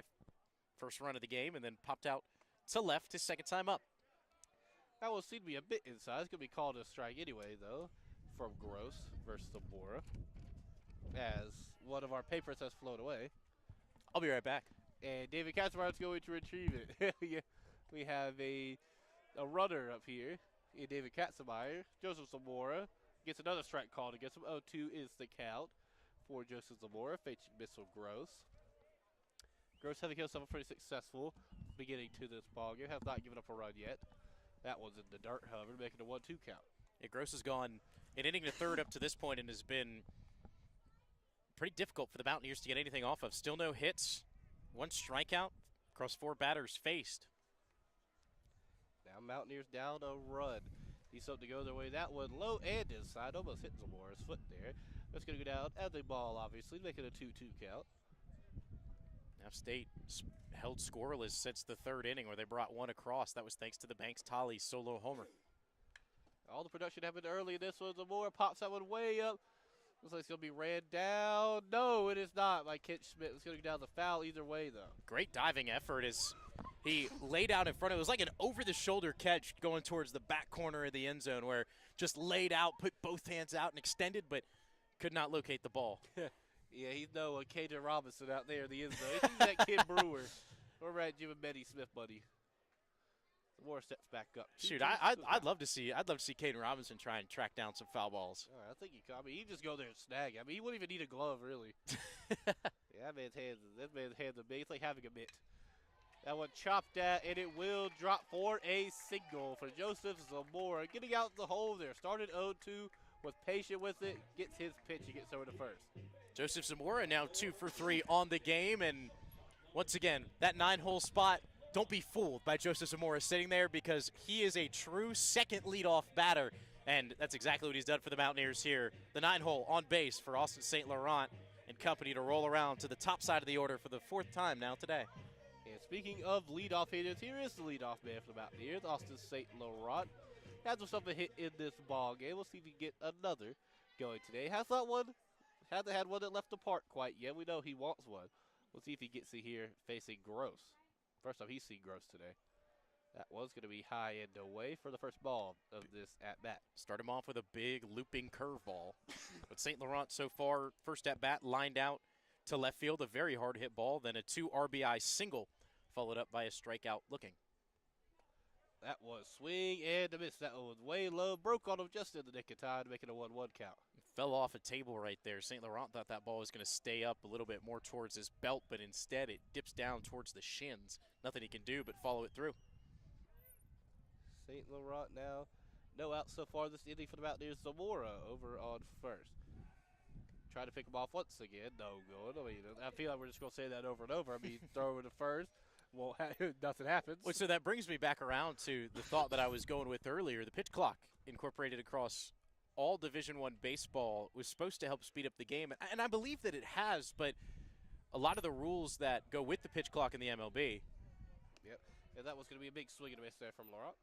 A lot of the rules with the pitch clock in the MLB not adapted to college baseball, so you still have an unlimited amount of disengagements, an unlimited amount of timeouts as a batter, and an unlimited amount of pickoff moves to any base of your choosing. So while the pitch clock has sped up the game, definitely is still staying pure in the fact that you can really milk out a batter, or you can choose what you want to do in terms of playing mind games. Yeah, they'll take their time with it for sure. I mean, Georgia Southern might just throw them off just a little bit, keeping them at the plate just a little bit longer right now. St. Laurent 1-2 the count, chopped at that last one. Whip for a foul. Gross, big, deep breath on top of the mound. Checks first. Go look back at Laurent. He's going to throw it on the first once again. And guess what? Nothing going. No tag even. Yeah, Crickets is right. I mean, that's how I feel every time we're throwing this over the first. He's looking at him, too. It's a left-handed pitcher. I mean, Zamora's got some speed. He's got a size, maybe a 3-step lead. Here we go. Going to be chopped down. Will it be a double? Did Laurent get there in time? He did. He did not. Excuse me. St. Laurent thrown out just in the nick of time. Double play. Getting Zamora and St. Laurent out. Laurent was right on top on the bag, but just had the foot up. Great play by the Eagles there. Taylor-made 6-4-3 double play. It's gobbled up by Cade Parker. Flipped to Josh Tate covering the bag. Through to Kent Schmidt. And so a promising start to the inning, kind of dampened now by the ground ball double play from Austin St. Laurent. Yeah, went right away there. Great plays by the Eagles. Kent Schmidt making it happen overall first just to get that catch right in time. I mean, Laurent has some speed. I mean, I thought he was there. That's why you heard me saying. I mean, I thought he'd got there in time. It was definitely close. But it was a bang-bang play at the bag at first. Yeah, but got him out. And now two men out. Now 0-1 the count. See if Drew Holderbach can get something going today. Had a walk earlier in this one. Might be looking to do that again. That was going to be a ball on the outside. If you've got any questions, comments, or conversation starters, make sure to drop it in the YouTube live chat. We'd love to know what you're thinking as we're currently sitting 5-4 in the bottom of the 7th. Yeah, Georgia Southern leads right now over the Mountaineers in the bottom of the 7th. Mountaineers really need something to go their way and soon, or they'll drop the first game of this doubleheader here at Jimmy Betty Smith Stadium. Holderbach fouls that one away to make it a 1-2 count. It really feels that ever since that horrible called strike 3 that led to the ejection of Kermit Smith earlier in this game, that the momentum has just shifted to where App State's just been struggling at the plate. Drew Holderbach now, the first baseman for the Mountaineers. Had a walk early in the first inning. We'll see what he does now. 1-2 the count, that one high and away. And you know Holderbach's not going to swing wildly at something like that. He will not. Very disciplined hitter. 2-2 the count, 2 outs, 2s across the board here. Mitchell Gross still delivering on top of the mound. That was going to go right down Easy Street, but a bit too high there. We're at a full count for Drew Holderbach, who's not afraid to get walked. And Holderbach was the victim of that very egregious strike 3 call that we had just mentioned. And looks like we're going to have time, a loose baseball on the field down the first base line. But Holderbach was in the box, so, you know, with your mentality, you're thinking, well, if that's a strike, then I got to swing at everything. But Holderbach has held strong, trusting the umpire to make the correct decisions, and he's found himself in yet another full count situation here. And we'll see here if it's right on the line. You got to think what the umpire will call you. That was going to be chopped at, though. However, third baseman able to corral it, get it over to Kent Schmidt. Great play started off by Jarrett Brown, able to corral it, gets it over to Schmidt, and still down 5-4 on the Mountaineers. As now, at the start of the next inning, you'll get to hear from David Katzenmeyer on 90.5 WHU FM's YouTube.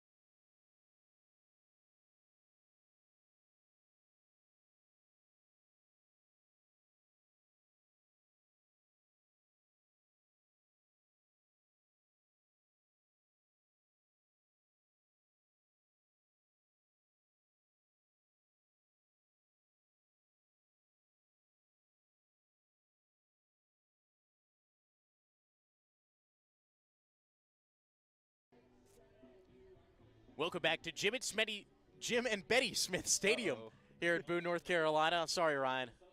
I saw that look immediately. 5-4, Georgia Southern leading the App State Mountaineers, and Cody Little back out for his third full inning of work, trying to hold Georgia Southern at 5. First pitch is skied high into the air. Jarrett Brown, the third baseman, lifts it into the mountain sky, and coming down with it is a second baseman, Joseph Zamora. Had a couple seconds of hang time there. The wind blew it a little bit over Zamora, so he had to counter and take a couple more steps back, but secures the play through the wind. Yeah, Zamora just had to jog back a little bit there. Wind almost blew it out of his reach, but it was almost like playing catch out there. I was just popped up way high. Had to look around the sun. It's still pretty bright out here today. We got that one nice and easy. First pitch to the designated hitter in Kaiser. Goes for a cold strike. J.D. Kaiser, a strikeout, grounded to a double play, and he's popped out to third. Shows bunt, pulls it back. That ball misses outer edge. Yeah, not a great day for Kaiser so far, as you mentioned a second ago. But we'll see if he can get something going now in the 1-1 count. I mean, you don't do too much of your Georgia Southern at the moment. You want to build the lead a little bit, but you're in the driver's seat right now, leading 5-4. It's now the count, a ball and 2 strikes. And you're right, Georgia Southern just trying to add a couple cushion runs to extend this lead, but they won't come here. Big swing and a miss on a fastball by Cody Little. It's the 8th strikeout for Mountaineer pitching today, and Cody Little has worked efficiently through the first 2 batters of this inning. And Cody Little having himself a real good game. Outside of that home run, I mean, he's just not giving much to Georgia Southern at all. I mean, J.D. Kaiser, not today he won. We'll see if he gets another chance in this ball game. We'll definitely see him in the second game. But J.D. Kaiser, real slow to start this day off. That marked the first strikeout of the game for Cody Little as well. Yeah, Kaiser now 2 strikeouts, ground ball into a double play, and a pop out to third. Mountaineer pitching has gotten the better of him. This is Sam Blancato at the plate. Back-to-back pitches missing outside from the right-hander of Cody Little. The left-handed bat of Sam Blancato. Strikeout looking, a walk, and a ground out over to first. That one's centered up over Broadway and nicely placed from Cody Little for a cold strike.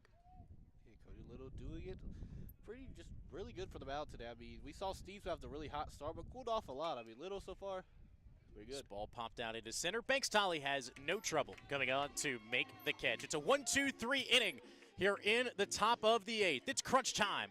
The penultimate bottom of the 8th coming up when we return to 90.5 WASU as Georgia Southern leads App State 5-4.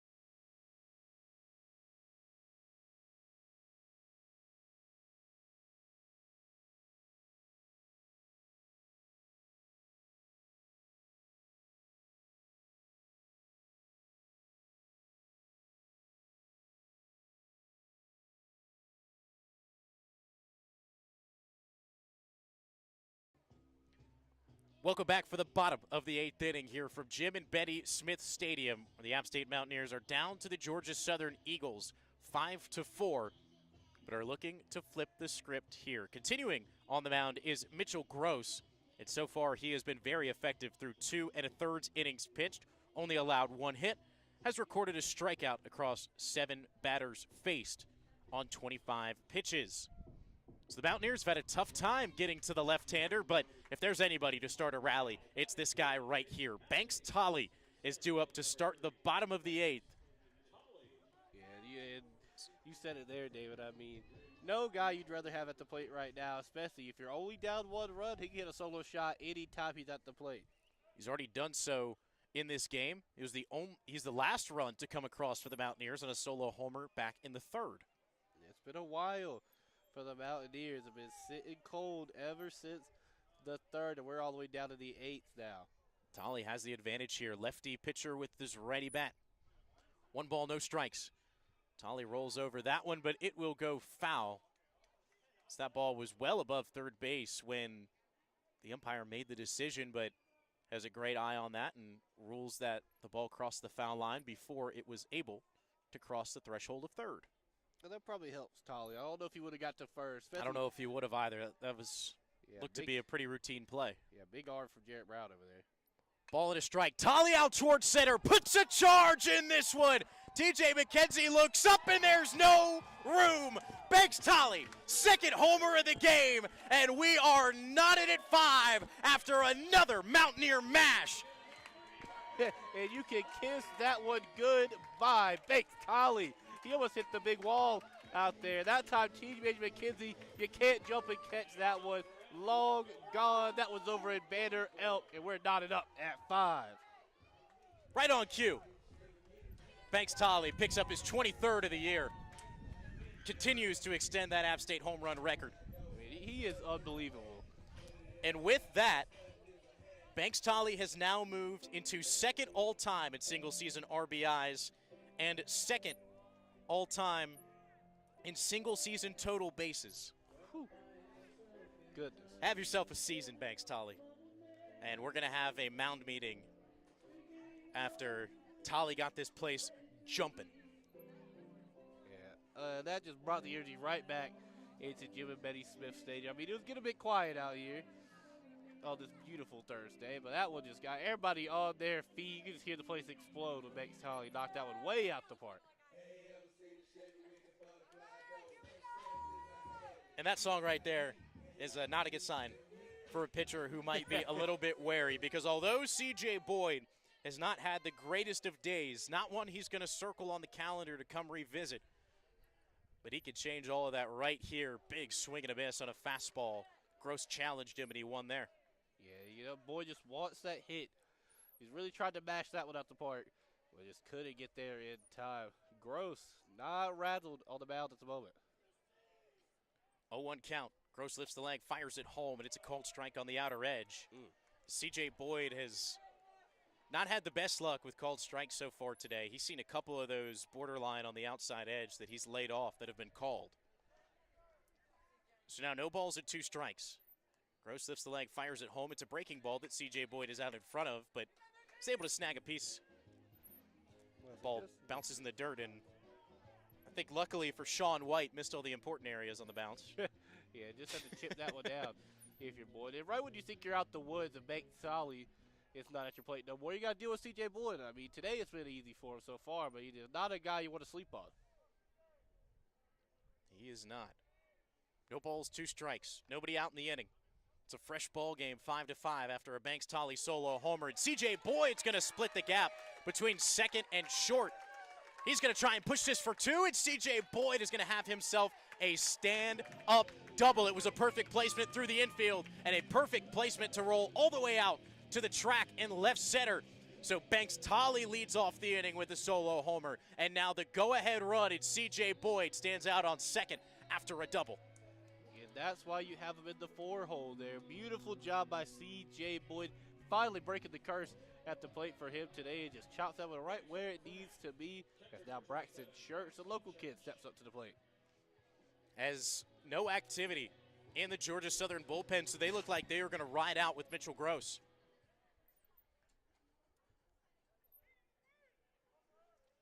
So Braxton Church, lefty-lefty matchup. Turns on this one. It's going to get down in right field. C.J. Boyd has the stop sign on. It was initially a windmill, and it got clogged up quick. C.J. Boyd holds over on third. It is a ripped single into right for Braxton Church. And App State, after 2 innings of no success against Mitchell Gross, have jumped all over him here in the bottom of the 8th. Yeah, they sure have. Runners on the corners now. C.J. Boyd got a lot of speed, too. So you can come home in just an instant. Had to throw on the brakes there, though. Very last second, said, hold on. There was going to be a good throw over there from first. I mean, it would have been a good throw from Schmidt. The go-ahead run stands 90 feet away. Insurance on first. Xavier Moranta, the designated hitter for the Mountaineers. Up in the box. Lefty-lefty matchup. Gross fires a breaking ball. Moranta all over it, but just a little bit too far out in front, as that'll go onto the grassy berm for a foul ball. Yeah, that one just chopped right towards the right. We don't see too many deep hits over to the right, so they usually go over to the foul over there to the hill. I mean, if you want a souvenir, that's the place to be over there. They got picnic tables over there too. It's real nice. Real nice over there. A couple dogs too. I think the dog left though. Some sadness in your voice. Next pitch is a fastball swung through by Moranta, so in a hole 0-2 with nobody away in the bottom of the 8th. So far today, in his first plate appearance, Xavier struck out. Second time up, popped out to right, and then popped out to center his last trip to the plate. No balls and 2 strikes here on the designated hitter. Gross winds, fires. This one is popped up high into the air, in play, out towards right field. All runners are hold. We'll see if it's deep enough for C.J. Boyd. Play is made. Boyd is going to creep down the line, but retreat back to third. So popped him up just enough to where Xavier Moranto will not be able to get the sacrifice fly out of it. App State still runners on the corners with 1 away. We'll see what Adam Quintero can do on the mound today. I mean, sitting in the 7 hole for the Mountaineers, he is a guy that has been a real kickstarter for the Mountaineers, a real spark plug, if you will, just getting stuff going for this bottom of the lineup. And now he's got a couple of guys on base for him. We'll see if he can just chop one out, just get some runners home. Quintero picked up the first hit of the game for the Mountaineers back in the 2nd inning. That led to 3 runs coming across. Quintero sets is flown out to center and grounded out to short. Righty bat, lefty pitcher pulls this down the third base line. They'll go to second for 1, tries to go to first for 2, and they will. It's an ending double play as it will go 5-4-3 around the diamond. And that is how we will end the bottom of the 8th inning. Banks Tolley with a solo homer knocks us at 5, but a golden opportunity squandered as the Mountaineers will have to head back to the dugout knowing 90 feet away the lead run was standing. We'll be right back here on 90.5 WSU for the 9th inning in game 1 of this doubleheader. Don't go anywhere. We got a good one, folks.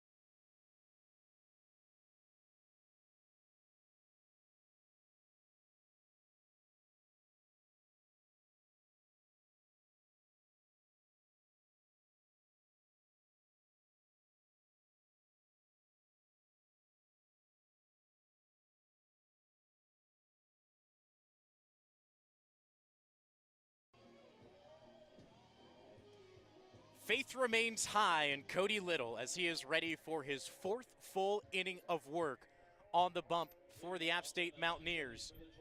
As we are tied 5-5 entering the 9th. It has been a great back and forth contest between these 2 rivals. And could you picture it coming down to more of a high stakes scenario than tied in the 9th? Yeah, I mean, it's what you expect. I mean, 2 rivals, Georgia Southern and App State. I mean, it doesn't matter the sport. This ball is a diving stop for St. Laurent at short. Gets up to his feet, fires to first, and it's on a rope. Austin St. Laurent, he's got a cannon, folks. I mean, beautiful throw. Excuse me. By St. Laurent there. Had to dive down on his stomach to go get that one. Got up and just threw it right where it needed to be. Like a lot of other shortstops that might be a bit too high. You might have a runner on first. Not with Austin St. Laurent. So it only takes a pitch or 2 to retire the catcher, Sean White. It'll now bring up the left fielder, Sean Smith. So far today, he's popped out to center, picked up an RBI single, and homered. So the day has only gotten better for Sean Smith, as it's the only run that Cody Little has given up in the game as well. Little playing cautious right now as back-to-back pitches missing down and away. Yeah, understandably so. Yeah, you can't blame him. After, I mean, the rope he hit earlier, I mean, that one just kept going and going. The last time Sean Smith was at the plate. Cody Little readjusts, pours one in on the inner half of the plate for a called strike.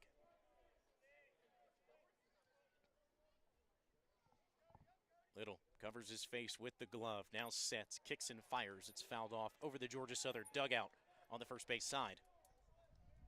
Not a bad spot to be in if you're Cody Little right now. Already got yourself an out. Now you got the 2-2 count versus the guy. This is the guy you're probably the most scared of in your lineup at the moment, in Smith. 2 balls, 2 strikes.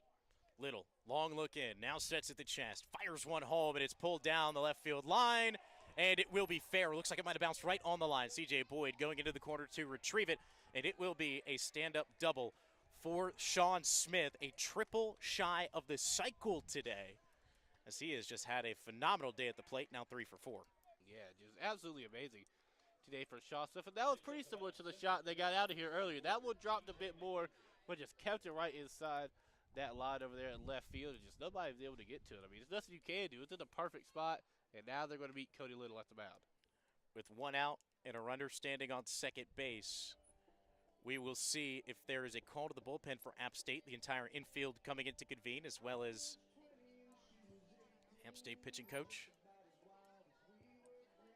And doesn't look like there's any action coming out of the bullpen. Not to our view yet. So looks like this might just be a breather for Cody Little, a confidence reinstiller. If that's proper terminology, is that a word? I don't know if it still is a word. Reinstill is, but there you go. Reinstiller. Might have just added an extra ending on it there. Yeah, I think to so. reinstill some confidence in the kid. Oh, there we go. And I think Cody Little's going to be fine. I mean, I think he will too. But Sean Smith, I mean, he's just been amazing at the plate today. There's nothing you could do about that last shot. I mean, he is putting them where they need to be, but he just is able to extend his bat to get it over to that left field side. But I mean, Little can't escape here. Even if you have to escape with giving up only 1 run, we'll see what Little can do. Just don't throw this game away too much here at the top of the ninth. And you can get out of this inning without ever having to face the top half of the order. TJ McKenzie, the 8-hole hitter, stepping in. Center fielder has had 2 SportsCenter top 10 plays so far today in the field. Bat's been a bit quiet as he swings and misses through a high fastball there. McKenzie so far has popped out in his first plate appearance to the third baseman, Adam Quintero. Walked his second at bat and then grounded out his third.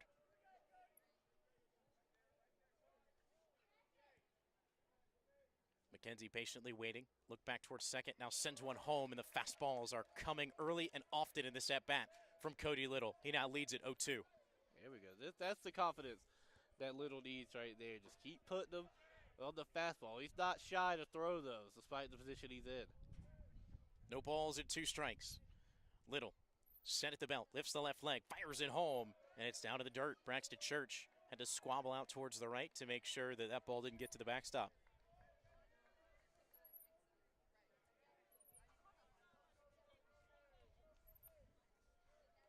But our crowd has been pretty good today, especially for a 2 o'clock start on such late notice. Probably got 40, 50% of the stands in front of us full and a bunch of people down on the berm. This is going to be caught at first by Drew Holderbach in time to second for the force out. Not paying attention on the base path was Sean Smith, and as a slow looper falls into the glove of Drew Holderbach off the bat of TJ McKenzie. They go to second for the easy force out. And now App State, with the momentum in their grasp, has a chance to close this one out when we return for the bottom of the 9th inning. 5-5, Georgia Southern and App State have come this far. We'll see if the Mountaineers can close it out when we return.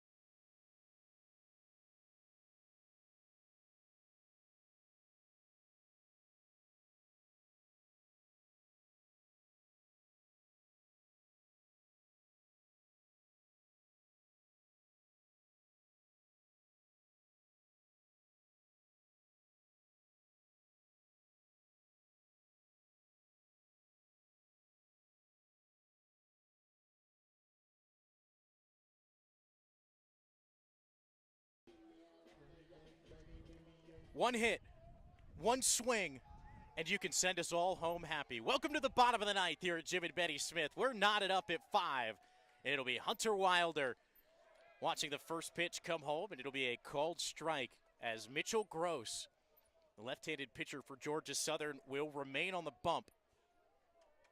It'll be Hunter Wilder, Joseph Zamora, and Austin St. Laurent due up here in the bottom of the ninth as Wilder fouls this one off over the App State dugout. And now is behind in the count 0-2. Yeah, Ryan over here during the break said we're going to get, what was it, what's the St. Laurent home run coming on? I'm feeling a St. Laurent home run. Now, if they get on base before that, that'd be great. That'd be awesome. The 0-2, swing and a miss. 3 straight pitches, all 3 strikes to sit down Hunter Wilder for the first out. Yeah, it's not what you want if you're Hunter Wilder there. I mean, that's easy to say from up here at our vantage point, but just, yeah, chopped down a few, get a foul, and swing and miss on the last one. Not Hunter's best day so far. Let's see if he picks it up in the second game of our doubleheader. Second straight strikeout for Hunter Wilder, but he's going to put that behind him. And all the attention now rolls over to Joseph Zamora. 2 for 3 so far today. Zamora swings on the first pitch he sees. It's a 2-hop grounder over to third. Couple shuffle steps before firing. Over to first is Jarrett Brown in time to Kent Schmidt to retire Zamora. So 2 very quick outs here in the bottom of the ninth. And the last chance in regulation comes at the hands of Austin St. Laurent. And if there was anybody to put a ball over the wall today, it would be him. Oh, yeah, it sure would. I mean, this guy is so much power behind the bat. He could get a rocket strapped to the back of it. But yeah, he could definitely knock it out the park. And I mean, that's what I think is going to happen. I mean, we'll see what Mr. App State Baseball could do. Saint has every ball he's put in play has been hit hard so far today. Fastball outside edge. Gets called strike 1. But started the day with just a hard hit liner right to the left fielder. Then ripped a 2 RBI single, struck out looking, and then grounded out into a double play, but even that ball was hit on a line. This one is chopped over the second base bag, and it's going to get out into center field. Austin St. Laurent squeaks one by the glove of the second baseman, Josh Tate. And so the game-winning run now occupies first with Drew Holderbach stepping up to the plate for App State. And let's see what Drew can do. You know he's going to be really patient at the plate. I mean, he will wait for the full count. If they're not going to be anything he wants, he's not going to swing at it. Great job from St. Laurent there to keep the game alive. Not the home run I thought was going to happen, but we'll take the squeaker out on the single there. St. Laurent stands off first. The offering home to Drew Holderbach is a called strike on the upper outside corner.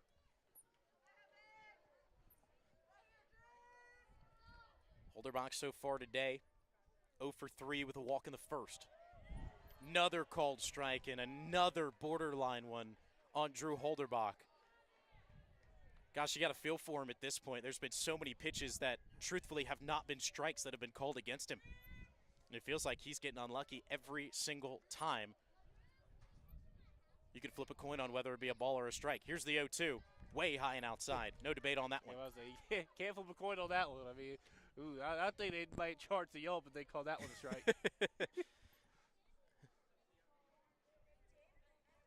1-2 count on Drew Holderbach. Tied 5-5, bottom of the ninth. Austin St. Laurent on first, and Holderbach will live to see another pitch as that one's fouled off behind him. There you go. Good job just getting your bat on it there by Holderbach. Just needs to keep this one alive. He's not the guy you were expecting to knock it out the park to win this game, but if he can stay alive and keep 2 men on base and get Banks Tolley up, then you're in great position for the Mountaineers. St. Laurent has some speed on him as well. If you can get a well-placed ball into the field of play, that one is going to be a foul ball. We didn't have an umpire down the third base line, so our home plate umpire makes the decision. And I think there's a little bit of frustration from the crowd on how close of a call that was, and not having an umpire staring right down the third base line comes from our home plate umpire, and sprinkle a little bit of controversy onto it, but I think it was foul. Yeah, it was definitely right on the line. With the up standing at the center field over there. Britt Johnson gave no appeal, so seeming to be the right call. Drew Holderbach turns on one out towards left, but it runs out of legs. That ball was turned on but died in the air. Looked like it might have been a similar situation to when we saw the Sean Smith home run for Georgia Southern earlier, where that ball just keeps rising and running, but instead it falls flat and into the glove of the left fielder, Sean Smith. We got free baseball for you here in this double header, as this isn't what both of these teams were probably hoping for, but hey, free baseball for us, free baseball for the fans. We got to go to a couple extra to figure out who's going to take this one. We'll be right back here on 90.5 WASU for the start of the 10th.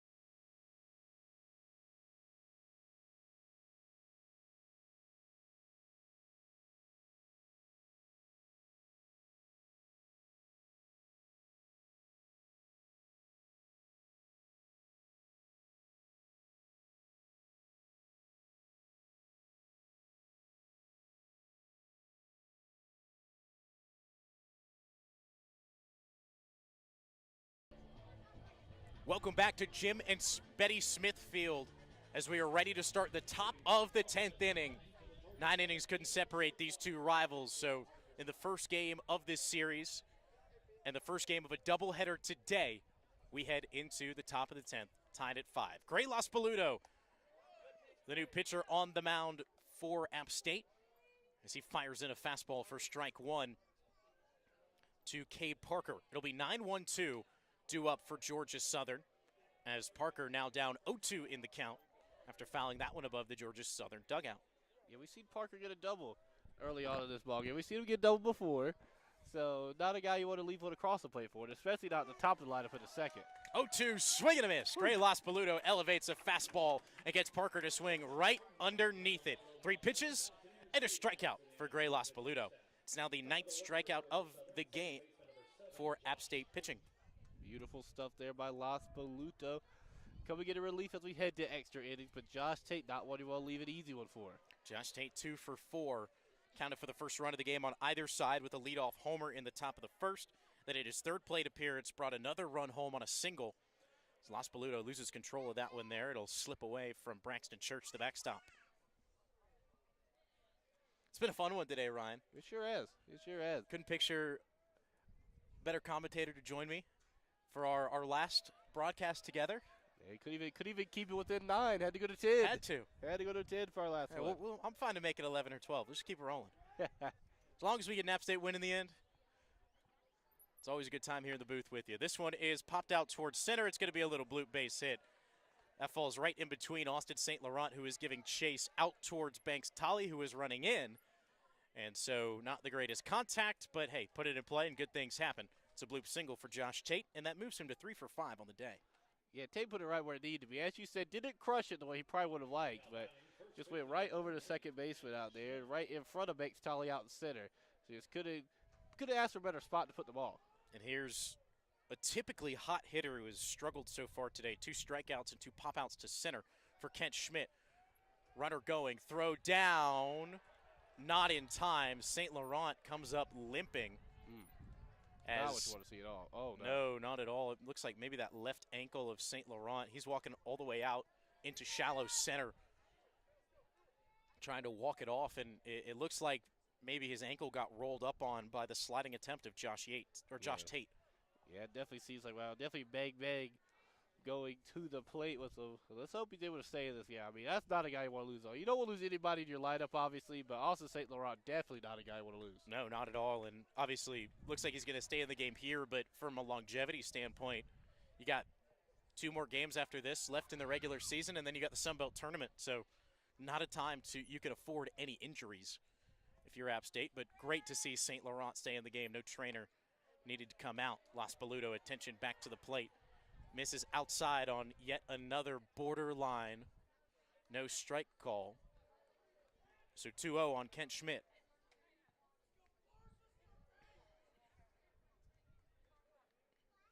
The 2-0 to the freshman. Line outside. Los Paludo's falling behind to the count 3-0 now. Yeah, in the hole is Los Paludo. Got to bring him more. Got to bring him down a little bit. But having a real high so far at this at-bat attempt. 3 balls, no strikes. The go-ahead run stands out on second with 1 out in the inning. Los Paludo looks back to second, now fires it home, and it will be ball 4. No chance, not a competitive pitch. Yeah, Kent Smith definitely happy to get on base today. I mean, it's not been his best day so far, but he'll take the walk. You Steve has to swing on much there. I mean, Los Paludo not the best start so far for him. Gray Los Paludo usually a guy they bring in some high leverage situations, big strikeout pitcher. And so far today, the command has just been a little bit off from where we normally see from Gray Los Paludo, but confidence remains in him to wiggle his way out of the inning with minimal damage. Runners on first and second. It'll bring up Jarrett Brown. Brown so far, 2 strikeouts, a single, and a pop up to second. First offering home to him is a breaking ball called for a strike. There you go. There's Los Paludo putting it where it needs to be. So you can still salvage this inning. Of course, no runs yet. Definitely still alive. But with a runner in scoring position, only 1 out, tough spot to be in. But Los Paludo's the guy that's not rattled by pressure.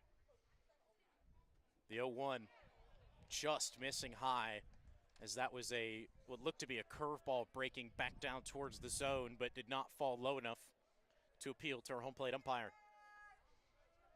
Sticks on the scoreboard. 1 away in the inning, 2 on.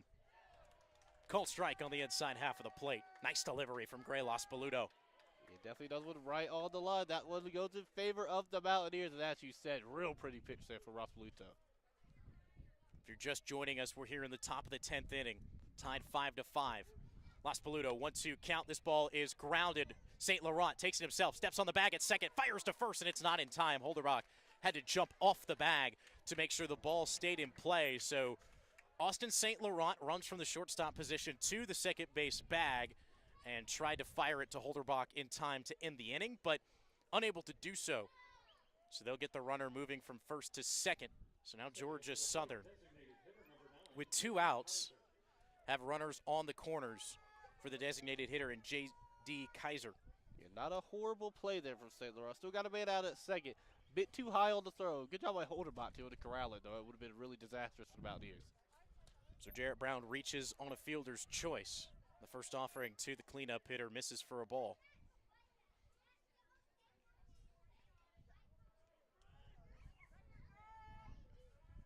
Los Paludo needs 1 more.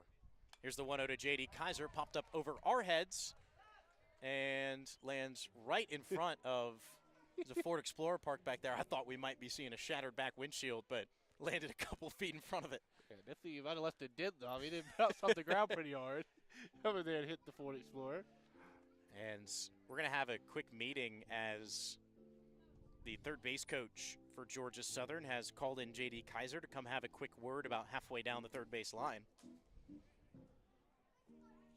We'll see what Kaiser can do. It's not been his best day at the plate either for the Eagles today. And this is the guy you want. You don't want to get too far into the lineup. You start creeping down to where Sean Smith is.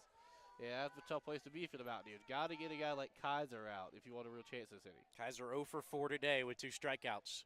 Gray Los Paludo hoping to make it 3. Still in a 1-1 count. Kaiser, big swing and a miss. It was an ugly one, too. That ball was way down in the turf. It sure was.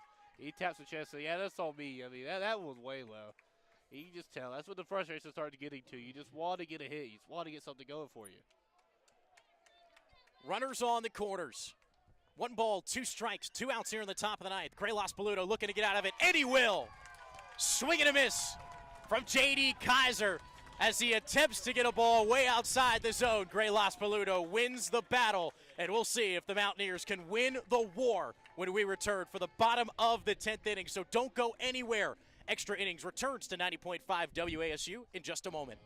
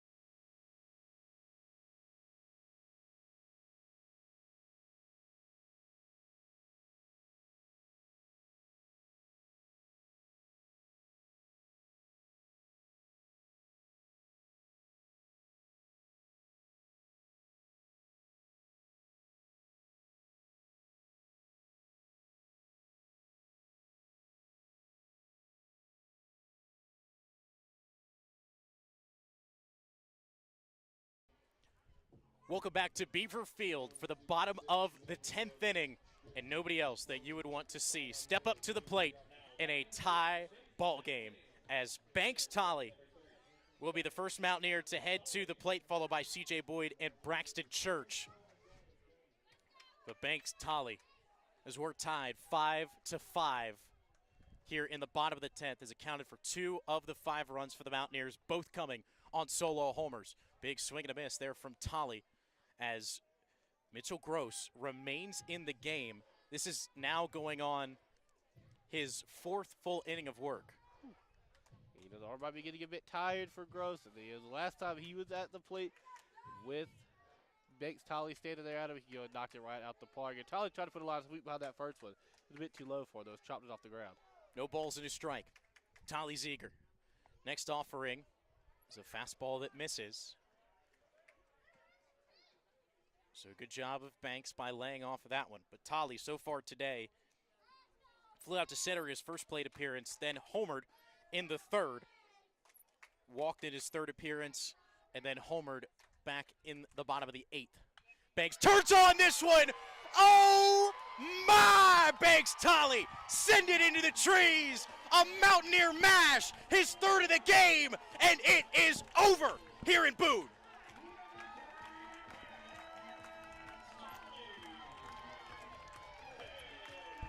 Banks Tolley with a crowd at home plate slams the foot onto home, and the party is on the mountain. And it sure is. What a shot from Banks Tolley. He hit it all the way over the trees, and the Mountaineers are going to go home a winner in the first game of the doubleheader today. Banks Tolley, 3 home runs today. You couldn't ask for a better day if you're Banks Tolley.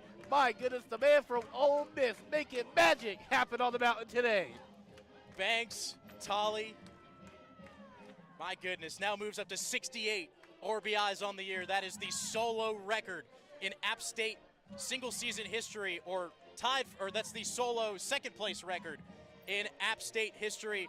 And Banks Tolley just moved 3 total bases away from the single season record. Hey, and we still got a game to play later today. There is some discussion going on at home plate.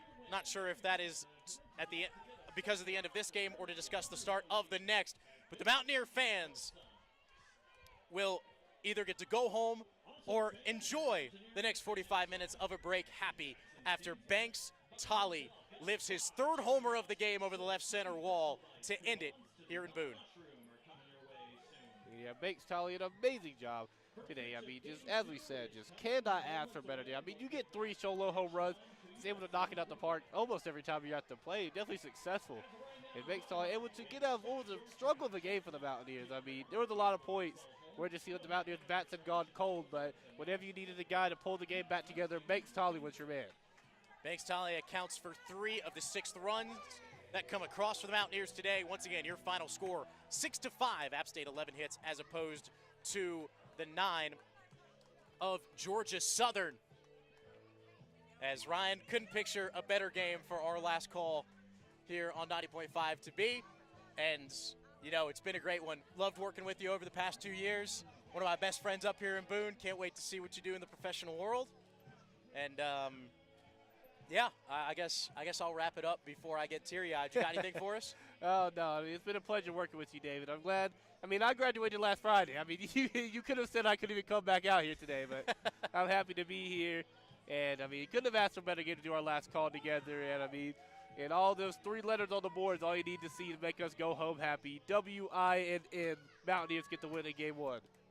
That they do. Stick around. Game 2 coming up in approximately 45 minutes from now. It'll be Ryan Hendricks and Andrew Travers bringing you all of that action here on YouTube. But for now, we say so long from Jim and Betty Smith Stadium here at Beaver Field. For one final time this season, I'm David Katzenmeyer. Joining me is Ryan Hendricks, and we will see you in 45 minutes for Game 2. Thank you so much for tuning in, and we appreciate you here at 90.5 WASU. Roll Nears.